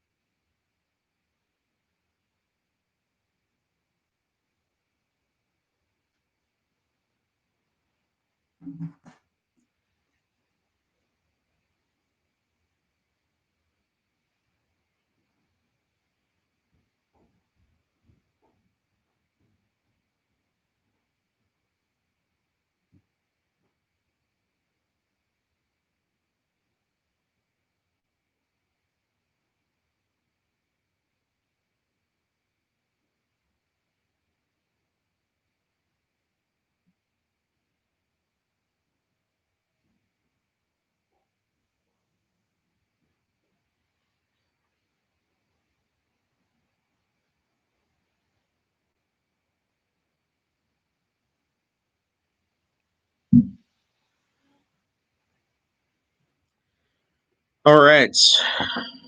Well, I don't see any questions coming in. Just checking my feed. So I guess I'll talk about some more games, and you guys can tell me if it's interesting or if I'm boring you, and we'll go from there. So this time I grabbed a random stack of TurboGrafx 16 games. Talk a little bit about these. See if anybody has anything to add based on these titles in my TurboGrafx 16 library. So first, we have New Adventure Island, which is a later release cue card game. It's really not a new title, but it's a remake of the original Adventure Island for NES. And it's pretty good. Has very big character graphics, which you would kind of expect for a late release Hue card from like 92 era. This one's kind of interesting because the original owner of this had the EGM review printed out and stuffed in the jewel case. Obviously, I had to preserve that. The shame on this one is they cut up the external box and made a spine for it, as well as a back cover art for the jewel case, which it originally wouldn't have had. And I wish they would have kept the original box, but still happy to have, I guess, partial of the original box art on the back here. So nice to have this. Definitely a cool title for TurboGrafx 16, but not exactly like top 5 most essential by any means. So it's a nice one to have if you're a fan of the system, and not exactly a new title in the Adventure Island series, but a nice remake of one of the classic games. Question came through: do I have an AES or MVS? No to both. I have Neo Geo CD. I have the CBZ system. I have a pretty good library for that, but I have not moved the arcade systems. I do have one MVS cart, but I have not purchased an MVS motherboard yet. So that'll be on my list of things I want to get in the future, but I'm just not there yet. I don't see the reason to go to AES. I feel like MVS would suit me just fine, and I would be able to play that with my current arcade setup, which is cool.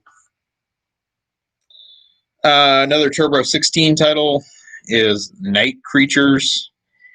This game is crap. This is one of the US developed games that I guess they felt was necessary late in the system life, put out on the system. And this one does have, full manual, and it has the black back casing, but it was one of the last titles to have this before they went to the all cardboard box titles. Yeah, I don't really have anything nice to say about this one, but I got this one pretty cheap about 10 years ago, so I don't even know what this goes for anymore, but nice to have it, I guess, at a cheap price before it went expensive. Next up is one of my favorite TurboGrafx 16 games. This is a very common one, at least of the early run games. This is Ninja Spirit. This was also an arcade game by Irem, and very, very fun game to play. Fast ninja action game. Nice Hue card title, and really enjoy this. It's not as good as Ninja Gaiden, but it's up there. I mean, it's very similar in how it plays. It's very fast. The difficulty curve ranges up. What I like about this one is it has an arcade mode as well as a PC Engine mode. So you can play it in a home version or you can play it in the arcade version. And graphics aren't quite as good as the arcade version, but it is definitely a good title for TurboGrafx 16. Cover art is a little bit lacking, but that's kind of what you expect for an early TurboGrafx 16 title. ultimately, I have a really big soft spot for ninja action games in general, and really like this game. Next up is one of my all-time favorites for the TurboGrafx 16. This is Parasol Stars. I'm a huge Taito fan. This is part of the Bubble Bobble series. It's technically Bubble Bobble Part 3, but home console only. There was no arcade version of this. And this was also one of the first games that Working Designs brought to the United States. I would love to own the cardboard outer box for this one, but I haven't found it yet. As an ad for Kadash, which is another one of the Taito games that Working Designs brought over. And really, really enjoy playing this great single screen platformer. Feel like this takes advantage of the umbrella mechanic that most games are lacking. There should be more games that use umbrellas as the primary weapon in the game, but really like Parasol Stars, and can recommend that one.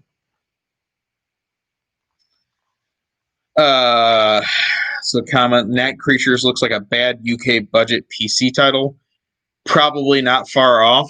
Wouldn't surprise me if that actually had origins being a PC title. It's not good in any means. I wish I could tell you more about it, but I really haven't played it enough to talk about it more, but I know it wasn't good from what I played. Speaking of not good, the next title to show you is Power Golf for TurboGrafx 16.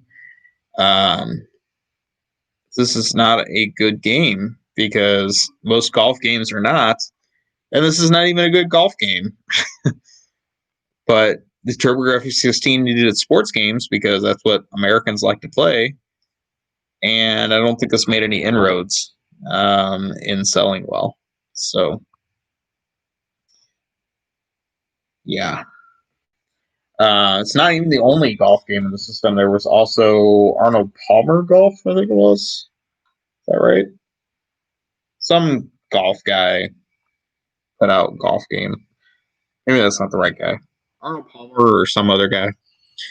All I know of that one is there's a HuCard version, there's a CD version, and the CD version is kind of rare, but I don't have either one, so I'm not really that worried about it. But Power Golf is the earlier one and is not good. I don't even remember where I got this from, but it's nothing special. Next up is one of the well-known shooters on the system, but not at all one of my favorites.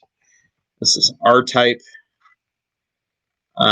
Strange thing about this one, in Japan, when it came out for PC Engine, it was released as like R-Type 1 and R-Type 2, but it really wasn't a sequel. It was just like the one game broken up into two separate HuCards. So I don't know if the US version is all of that in one, or if it's just the R-Type 1 PC Engine HuCard broken separately. Maybe somebody can let me know. But ultimately, I'm not the biggest R-Type fan, and there's better ways to play this game. If you want to play R-Type, the arcade game, I would recommend just getting R-Types for PS1. And it has Part 1 and Part 2, the arcade game, in one disc.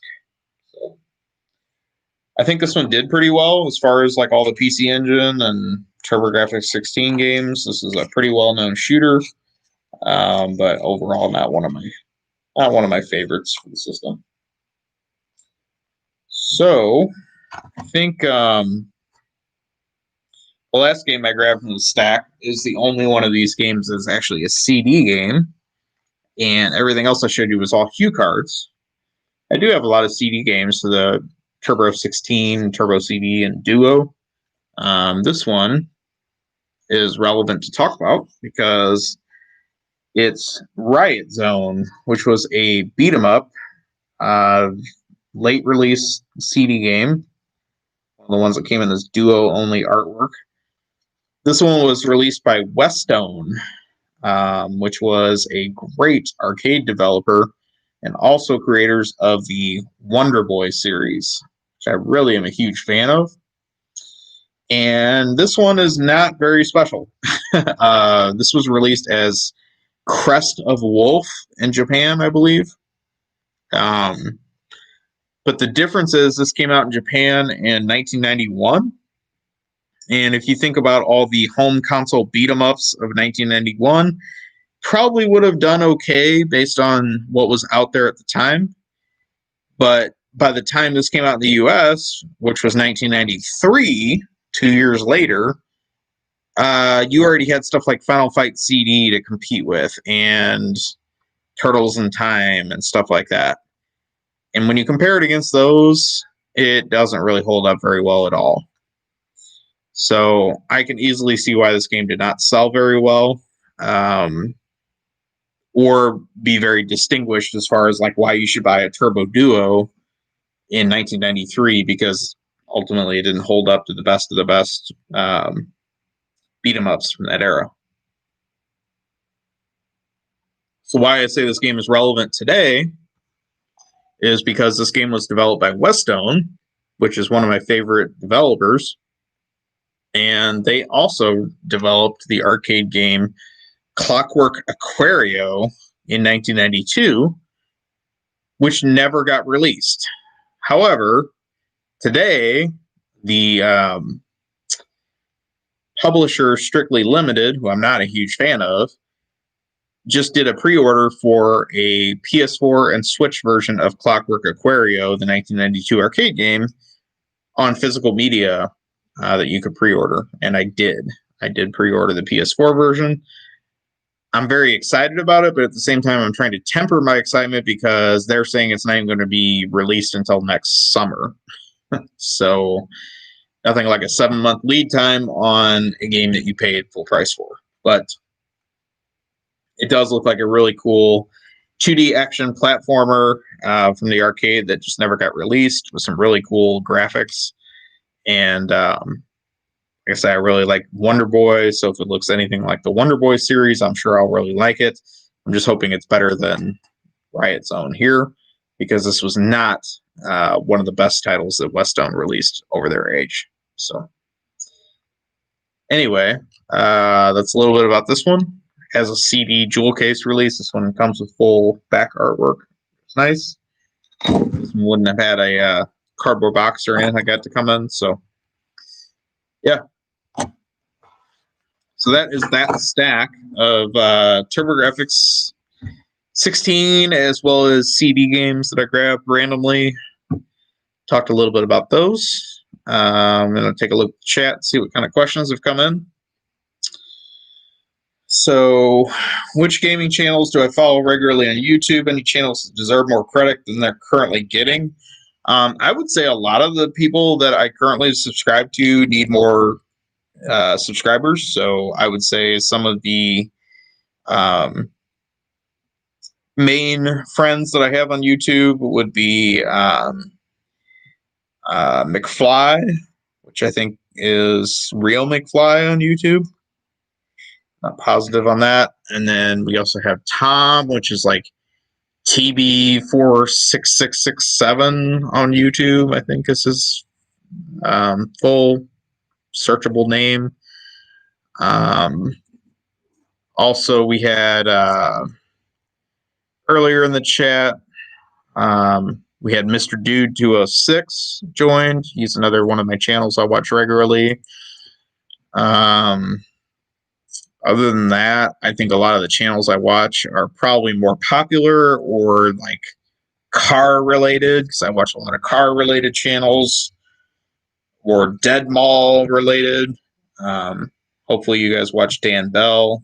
Dan Bell has pinnacle of Dead Mall videos, dying retail type content.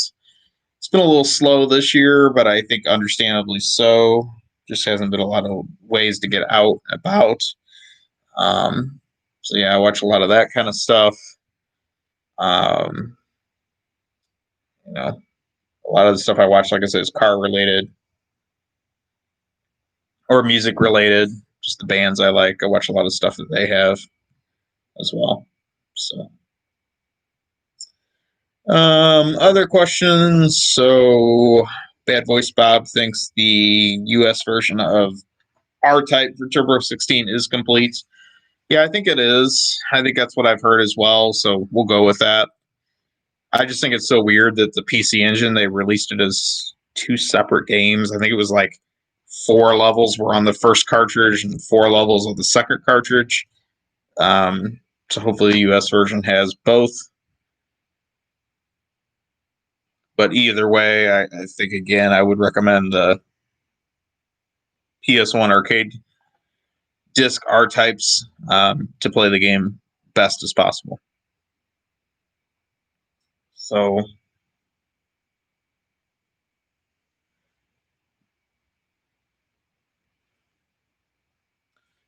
yeah, that is a random stack of TurboGrafx 16 games.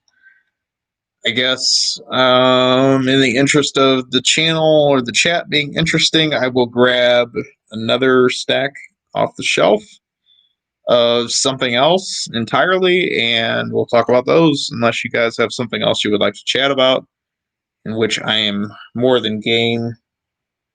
Otherwise, I'm going to disconnect and start listening to records again, which is also an option. But, figured I would do a chat because, again, it's Saturday night and more people are available on Saturday night than when I've been doing these on other nights. So let you guys come up with any chat questions, and barring that, I will grab another random stack of games off the shelf, talk about those.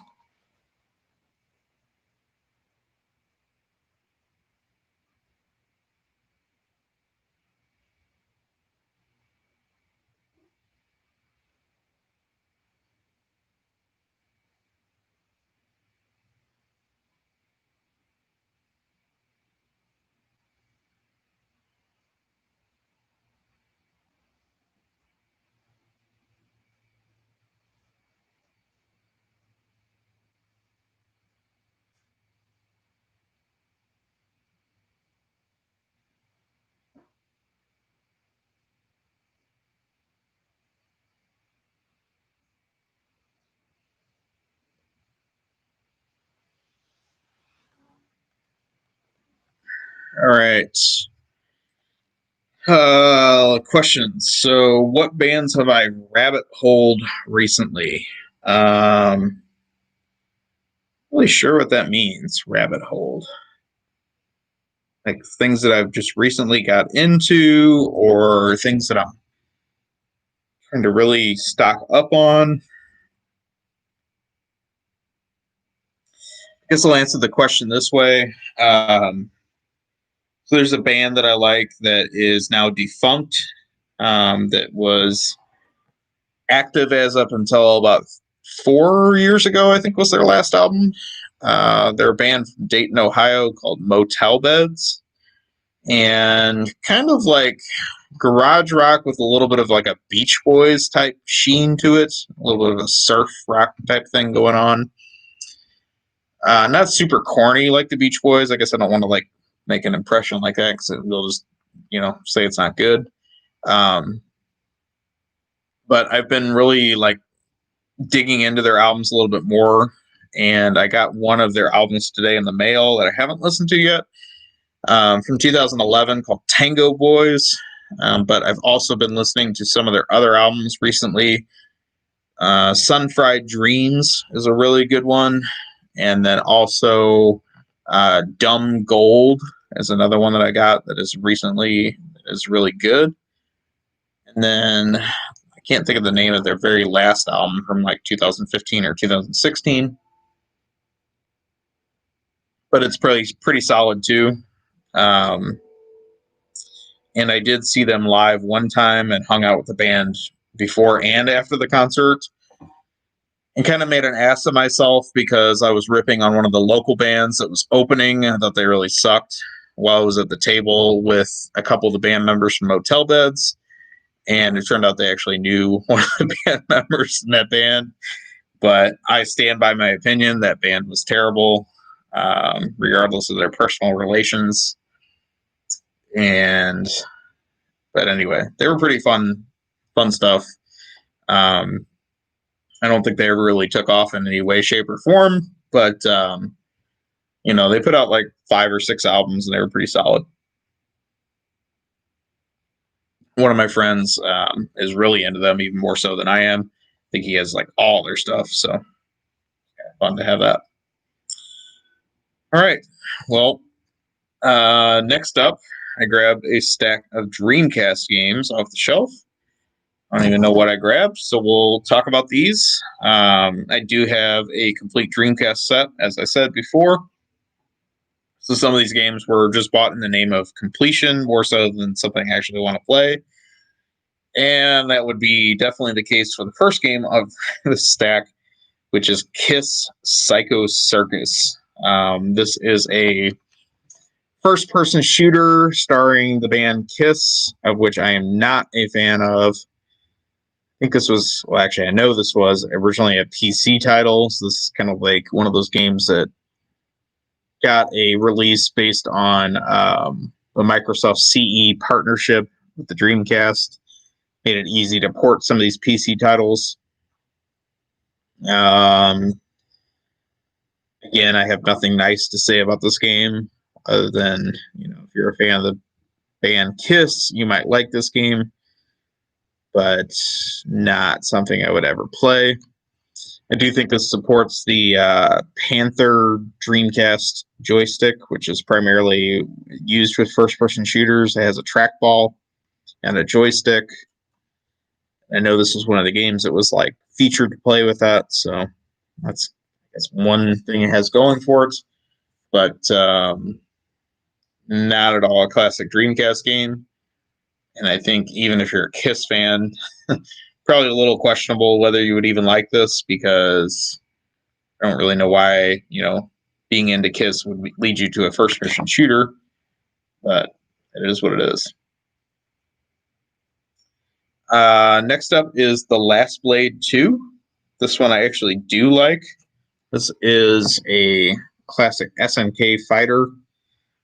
Really like the style of the Last Blade games, the first one and the sequel. And it's kind of funny, like all the SNK games that had like a million sequels. Last Blade never really got all those sequels that Samurai Showdown and Fatal Fury and Art of Fighting did. But it's kind of a shame because I always thought this was one of my favorite SNK fighters. This one got released in the US by Agetech, which was kind of notorious for low print runs. I don't think they made a whole lot of these. This one plays very well. It has a nice atmosphere to it. Again, it's a Neo Geo fighter, so it's not really pushing the Dreamcast, but I do think they did a nice job with bringing this over. Don't really see any issues with this one, and it has a nice cast of memorable characters. It does work with the arcade stick, which of course you would expect from a fighting game, and I think that of all the Dreamcast fighters, this one holds up pretty well. Most people will probably talk about Fatal Fury Mark of the Wolves is one of the best SNK fighters that came to the Dreamcast, but I would say this is like right below that as far as quality. And I would prefer to play this over some of the King of Fighters releases that we got on the Dreamcast. So I think this is pretty cool that this got released. Next up is Legacy of Kain, Soul Reaver. This game is well known, probably more so on the PS1, but I never really played it, to be honest. And obviously there's a prequel to this on the PS1. This game was known to have pretty good graphics. I remember that was like a big push, was that this one had kind of system pushing graphics for the Dreamcast at the time, but you could also play this one on PS1. Didn't come out on the N64, but I almost want to say there was like a prototype for that, or maybe they were talking about releasing this on N64. But yeah, I would say kind of a forgotten title today that was pretty decent seller for the Dreamcast of the day. And I don't know, maybe I need to put some time into this one. Bob says, check out the Thomas Wave games that are being ported to the DC right now. It's pretty insane. The Thomas Wave hardware is nearly identical to the Dreamcast. Yeah, I agree with that. I think that it's really nice to see all those coming over. The one game that I want to play that I'm hoping will come, if it hasn't already, I'm not super tuned into it all. But Dolphin Blue for the Atomic Wave, I really want to play that on the Dreamcast. And if somebody chooses to make a physical version of that, I would definitely buy it. I think I played Dolphin Blue in the arcade extensively, and it's a really good Metal Slug like run and gun. And if that can be brought to Dreamcast, it certainly would do well. Um, again, I would be one that I would definitely like to buy physical, if possible. If not, I'll just burn it or whatever you have to do with all these other ones that are coming out. Other than that, I don't really have a whole lot of love for the Atomic Wave. I mean, I agree it's definitely on the same, uh, you know, physical hardware characteristics as the Dreamcast, and so I definitely see why all these games are coming out on it. But I don't have the same nostalgia for Atomic Wave as I do for Dreamcast or Naomi stuff of the era. So cool. Well, hopefully we'll get Dolphin Blue soon. I think that's the gem of that hardware for sure. I actually considered buying a Dolphin Blue kit a few years ago, but there's so many bootlegs of it right now. It's really tough to know what's real and what's not. And so ultimately, if that gets brought over to the Dreamcast, that'll take care of that whole issue because essentially it's all bootleg at that point. All right. Well, next up is Looney Tunes Space Race. Talk about something I've never played. Assuming it's a kart racer featuring Looney Tunes characters. Probably not at all something classic for your Dreamcast, but I think this might be a system exclusive. I'm not positive about that. Maybe it came out on something else. I know this wasn't a PS1 game. I don't think it was an N64 game or a PS2 game, so yeah, this might be a system exclusive, or at least maybe it's a PC game also. But I don't think it's anything that is essential by any means. Next up is another racing game that nobody cares about. This is Mag Force Racing. This one I remember was pretty early for a Dreamcast game. It wasn't a launch title, but one of the earlier games in the library. Futuristic racing games were a dime a dozen at this era. Wipeout was kind of the starting point for all these, but they kind of just devolved in quality as they kept on going. And I don't think this one's anything special, but is yet another racing game for the Dreamcast. Next, we have Mach X, which is a pretty unique title for the Dreamcast. I think I got this on clearance at Circuit City back in the day, and I didn't pay a whole lot for this one. This is actually an Atlas title for the Dreamcast. It's tagged on the back as being Atlas, but not on the front. So I think Sega themselves actually published this one, but technically Atlas did develop this. It's like a first-person hack and slash, would be the best way to describe it. I did play this when I first bought it back in the day. It didn't really stick. I think I played it for like a weekend and then put it away. Um, I don't know. I don't really have anything fancy to say about this one. You would think this one would be taking off, because it's an Atlas title, but I guess maybe it didn't stick as well as some of the other ones did. So maybe just because it doesn't say Atlas on the front cover, like people look by it. But it is a system exclusive. I will say that about it. So nice that that's a thing, I guess. Next is one of the more well-known titles. This is Marvel vs. Capcom. I was a huge fan of the Versus Fighters on the Saturn as well as the PS1. But when this one came out for Dreamcast, I actually didn't buy it. This one was one of my later purchases for the system. I feel like this one could have been better, and I think that they did a nice job of mixing up some of the Marvel characters as well as the Capcom characters, but they didn't really like give the graphics a boost or anything like that really made it stand out compared to some of the earlier Capcom and Marvel fighters. Definitely a well-known game. There's a reissue of this on the Dreamcast, the Sega All-Stars series. But overall, I think this one has its fans. I'm just not really one of those main people that played this when it first came out, so I don't have that nostalgia for this one. However, the sequel is the complete reverse of that.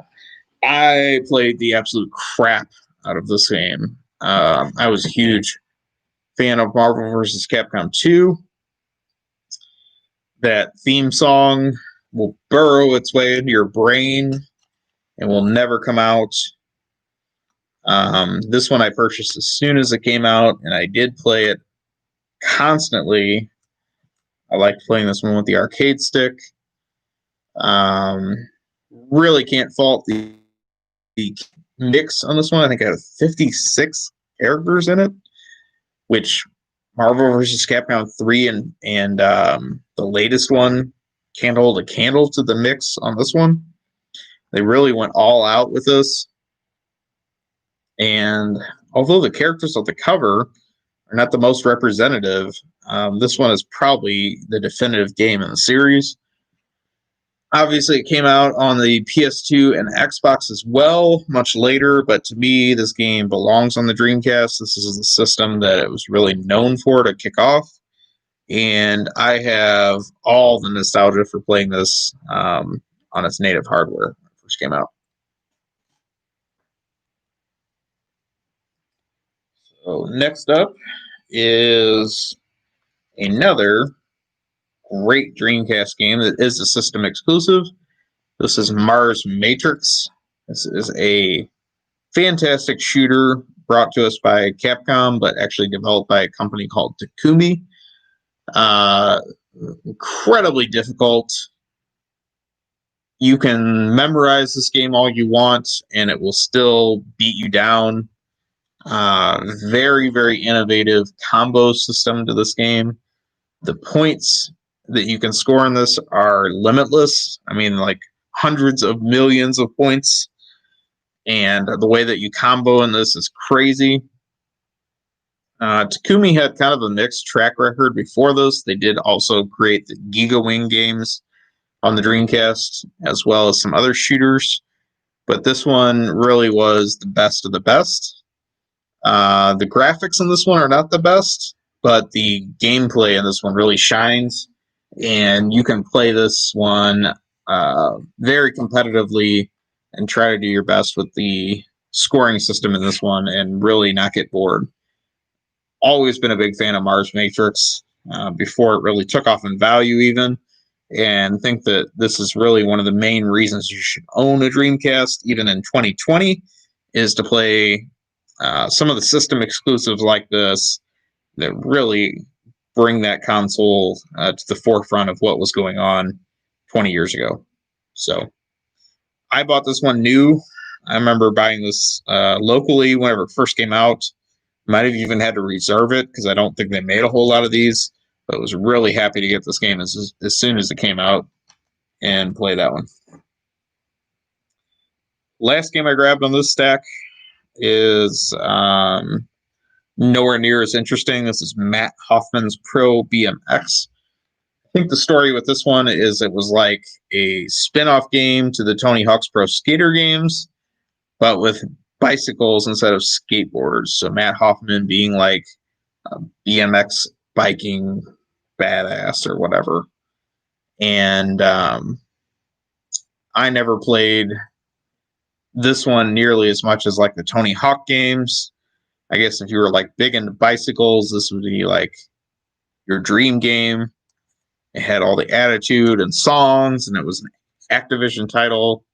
So therefore, it should have had some pretty good quality behind it. Probably uses the Tony Hawk game engine, but ultimately BMX bikes were nowhere near as cool as skateboards. So I don't know how many people actually played this or if it actually was anything good. This one also came out on the PS1, I'm pretty sure. but I don't hear anybody talk about this today. And it's not like they're making a remastered PS4 version of this like they are of the Tony Hawk games. So I think this one fell into the wayside, but ultimately this was part of the fad of all those extreme games that came out of that era. All right. Well, that is everything I had in that stack of games. Try to tell you a little bit of insight of random games I pulled off the shelf. Don't really have anything else planned to pull off the shelf, so you guys can tell me what else is on your mind. Just looking in the chat for any questions. So Bob, I think talking about Mars Matrix as far as how it stacks up against Ikaruga, I would much rather play Mars Matrix than Ikaruga. I have the import Dreamcast version of Ikaruga as well as the GameCube version, and ultimately that game never clicked to me the same way that something like Mars Matrix did. I know a lot of people are huge fans of Ikaruga. I just never really got it. I think that the gameplay idea was sound, but the actual execution of it was not as good as some of the classic shooters. Mars Matrix is a little bit different. Like Ikaruga, you've got the black and the white. You flip between the sides to shoot the different kinds of bullets.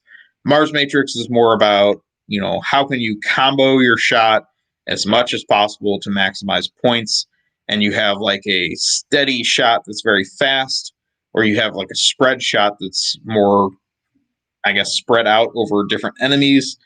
And you have to figure out the way to maximize both your steady shot as well as your spread shot to combo all the points in the game. And that's really how you get a huge score in Mars Matrix, which to me is a little bit more strategic than what you get in Ikaruga.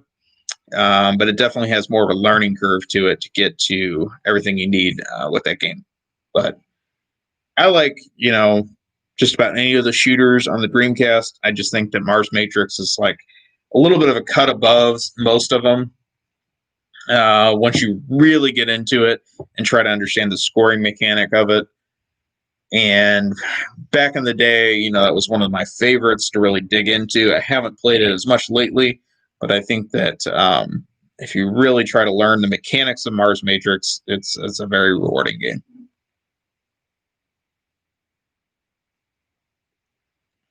So anyway, that's a little bit about the games that I pulled off the shelf tonight.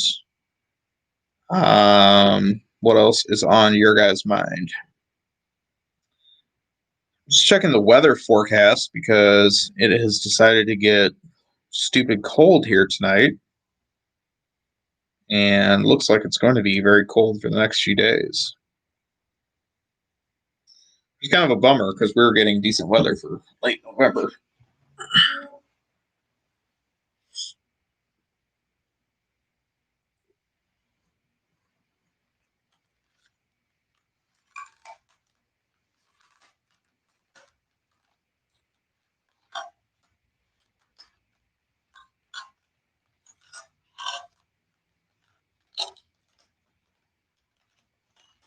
All right.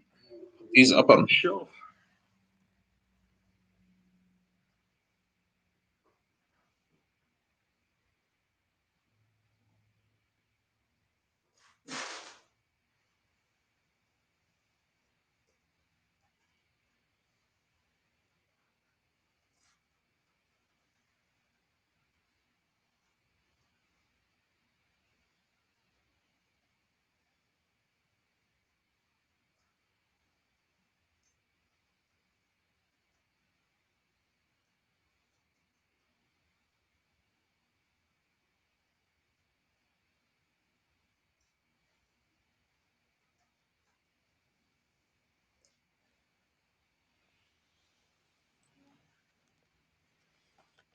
All right. I grabbed one more stack of Dreamcast games. I don't know. I feel like I've been doing show and tell all night long. So I can talk about those. Or I can talk about whatever, or I can disconnect and go back to listening to some Dinosaur Jr., which is definitely a possibility. I don't know. Deciding what to do. I guess I'll cover these in this random stack of Dreamcast games I grabbed off the shelf. We'll see what kind of stuff we got here. So we'll look at some games in the D's now. First up is one of my most played games on the Dreamcast. This is Dead or Alive 2. This one I think I bought as soon as it came out. This was like an early 2000 release, I believe. Really a great showcase for the Dreamcast system. You can play the enhanced version of this on the Microsoft Xbox, the original. But the cover art's a little bit blah. But the graphics on this one were excellent and really showed off what the Dreamcast could do as far as fighting games. Soul Calibur came out before this, I believe, which was definitely a great system showcase. But this one also really showed off what the Dreamcast hardware could do. I played Dead or Alive on the original PS1, and it was nowhere near the game that this one was. This one felt much more serious as far as just a better quality release overall. And I think this would hold up pretty good today if played through a VGA box or a modern system connector for the Dreamcast, because the graphics on this one were always top notch. What else do we have here? One of the light gun shooters, Death Crimson OX. This one was kind of a weird one. This one came out pretty late in system life.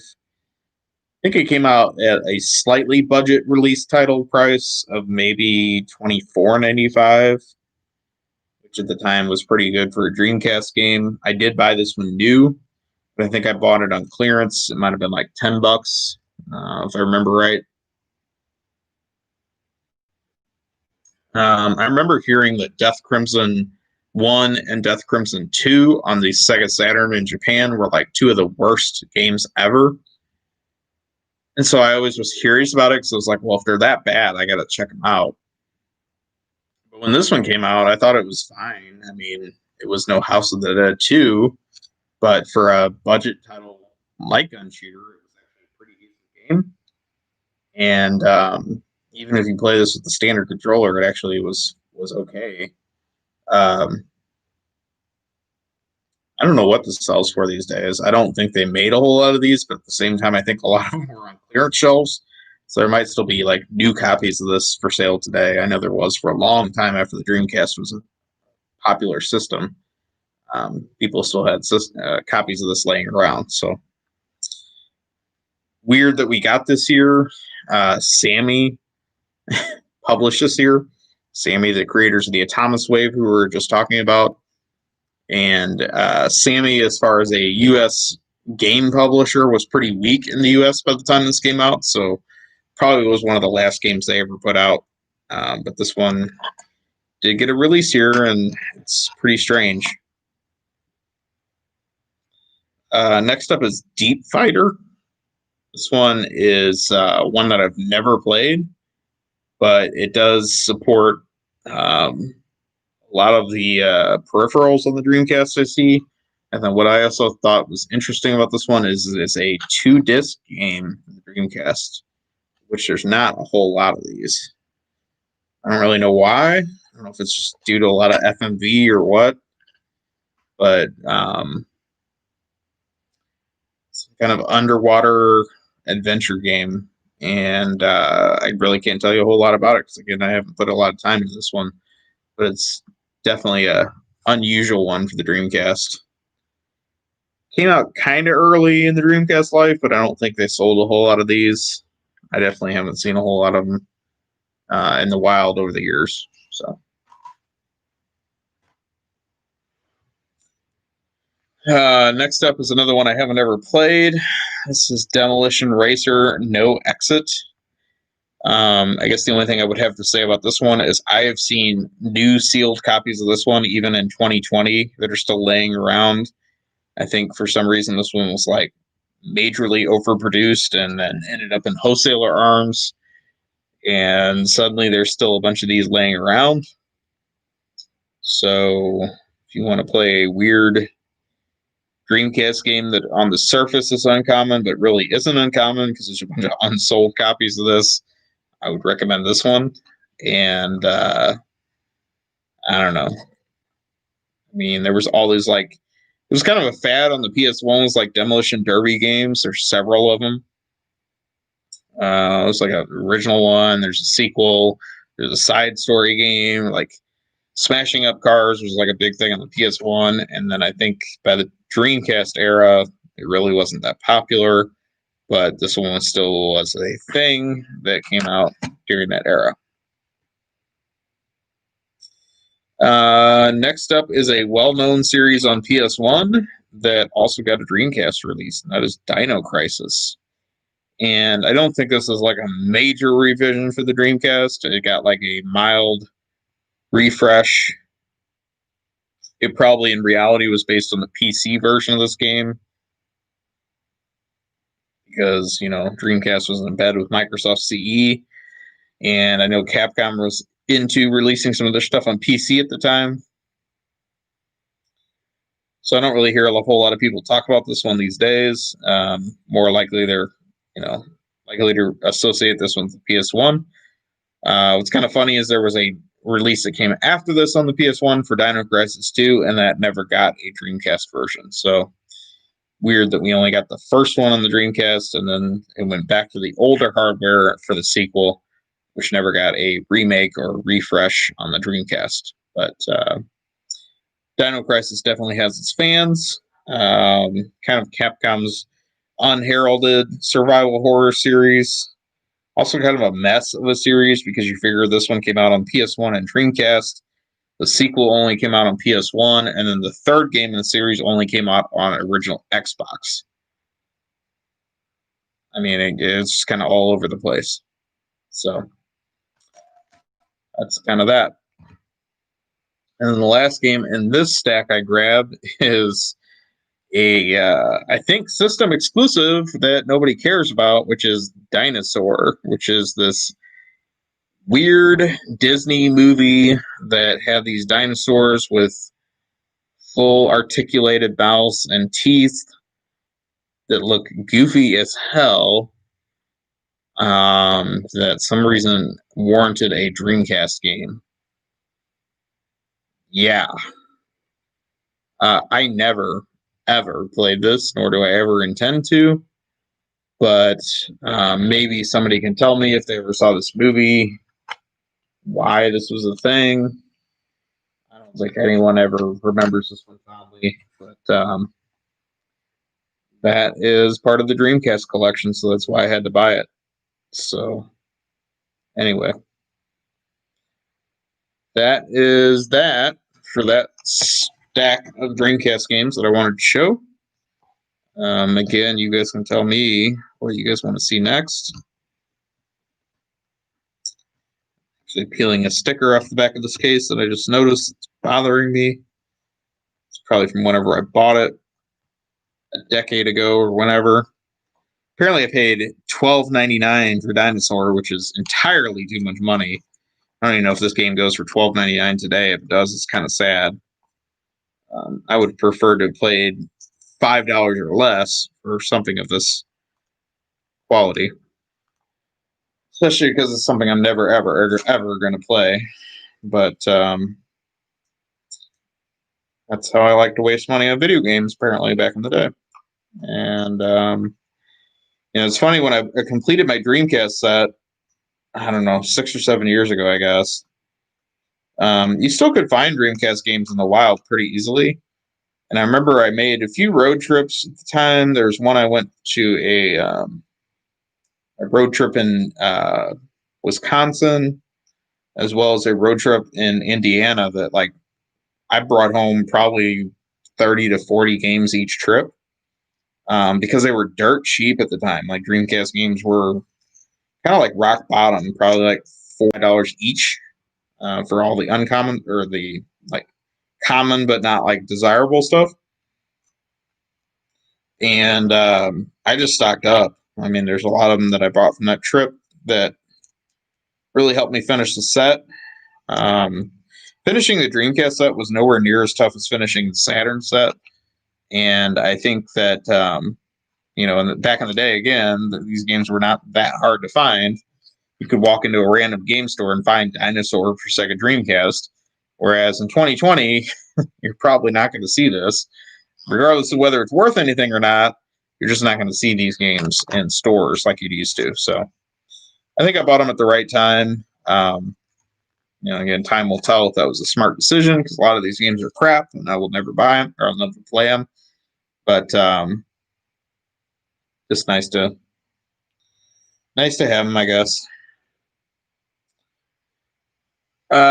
Question from Bob: have you ever seen the movie 1991, The Year That Punk Broke? It's a great Dinosaur Jr. tour film. Yes, absolutely. I have that on DVD. I wish there was a Blu-ray of it. I don't think there is, but I have the DVD.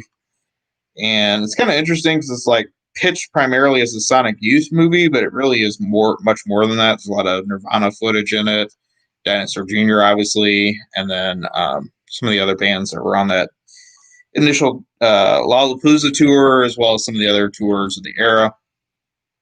But definitely one of my favorites, kind of that era.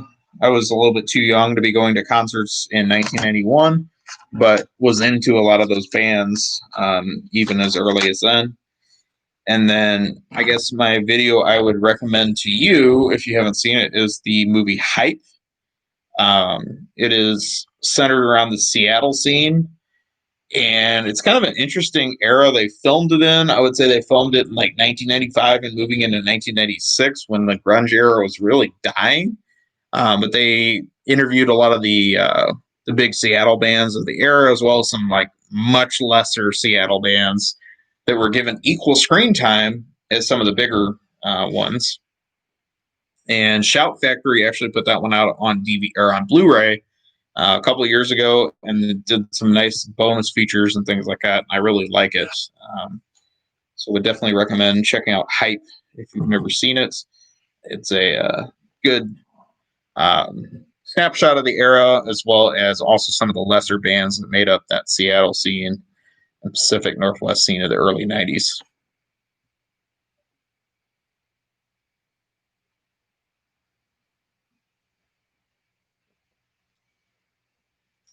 Just saw a doc named The Desert Age. The director of Punk Broke is in it pretty prominently. I have not. Doc named The Desert Age. The director of Punk Broke is in it pretty prominently. I have not seen that. Look that one up. I have not seen that. Look that one up.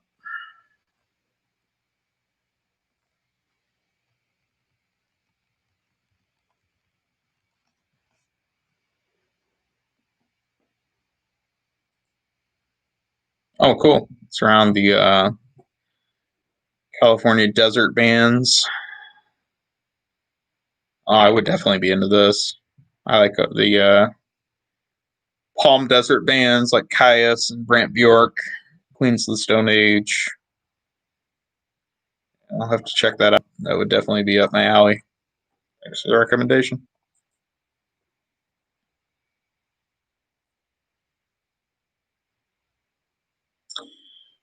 Got into Dinosaur Jr. from the soundtrack of House Guest. Wow, that's that's an interesting inroad. It's funny how all those bands, like, they had a major label contract at the time. They probably weren't very big with their major label albums, but then they would put them on random soundtracks to movies, and suddenly you would have something like that where somebody would discover them. So it's kind of funny.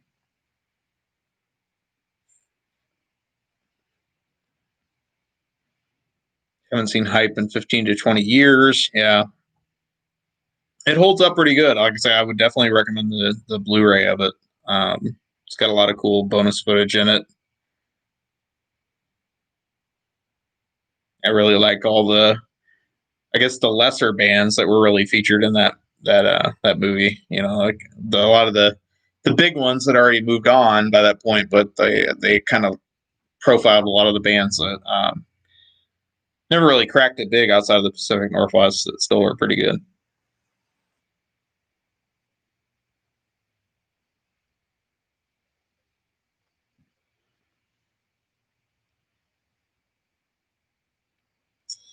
Well, hey, you know, it's at least you got into Dinosaur Jr. from something a little bit more reputable than watching the movie Dinosaur by Disney. If they were featured in this soundtrack, that would be an embarrassment, and also even sadder if somebody found out about them from that. So interesting that that was the thing.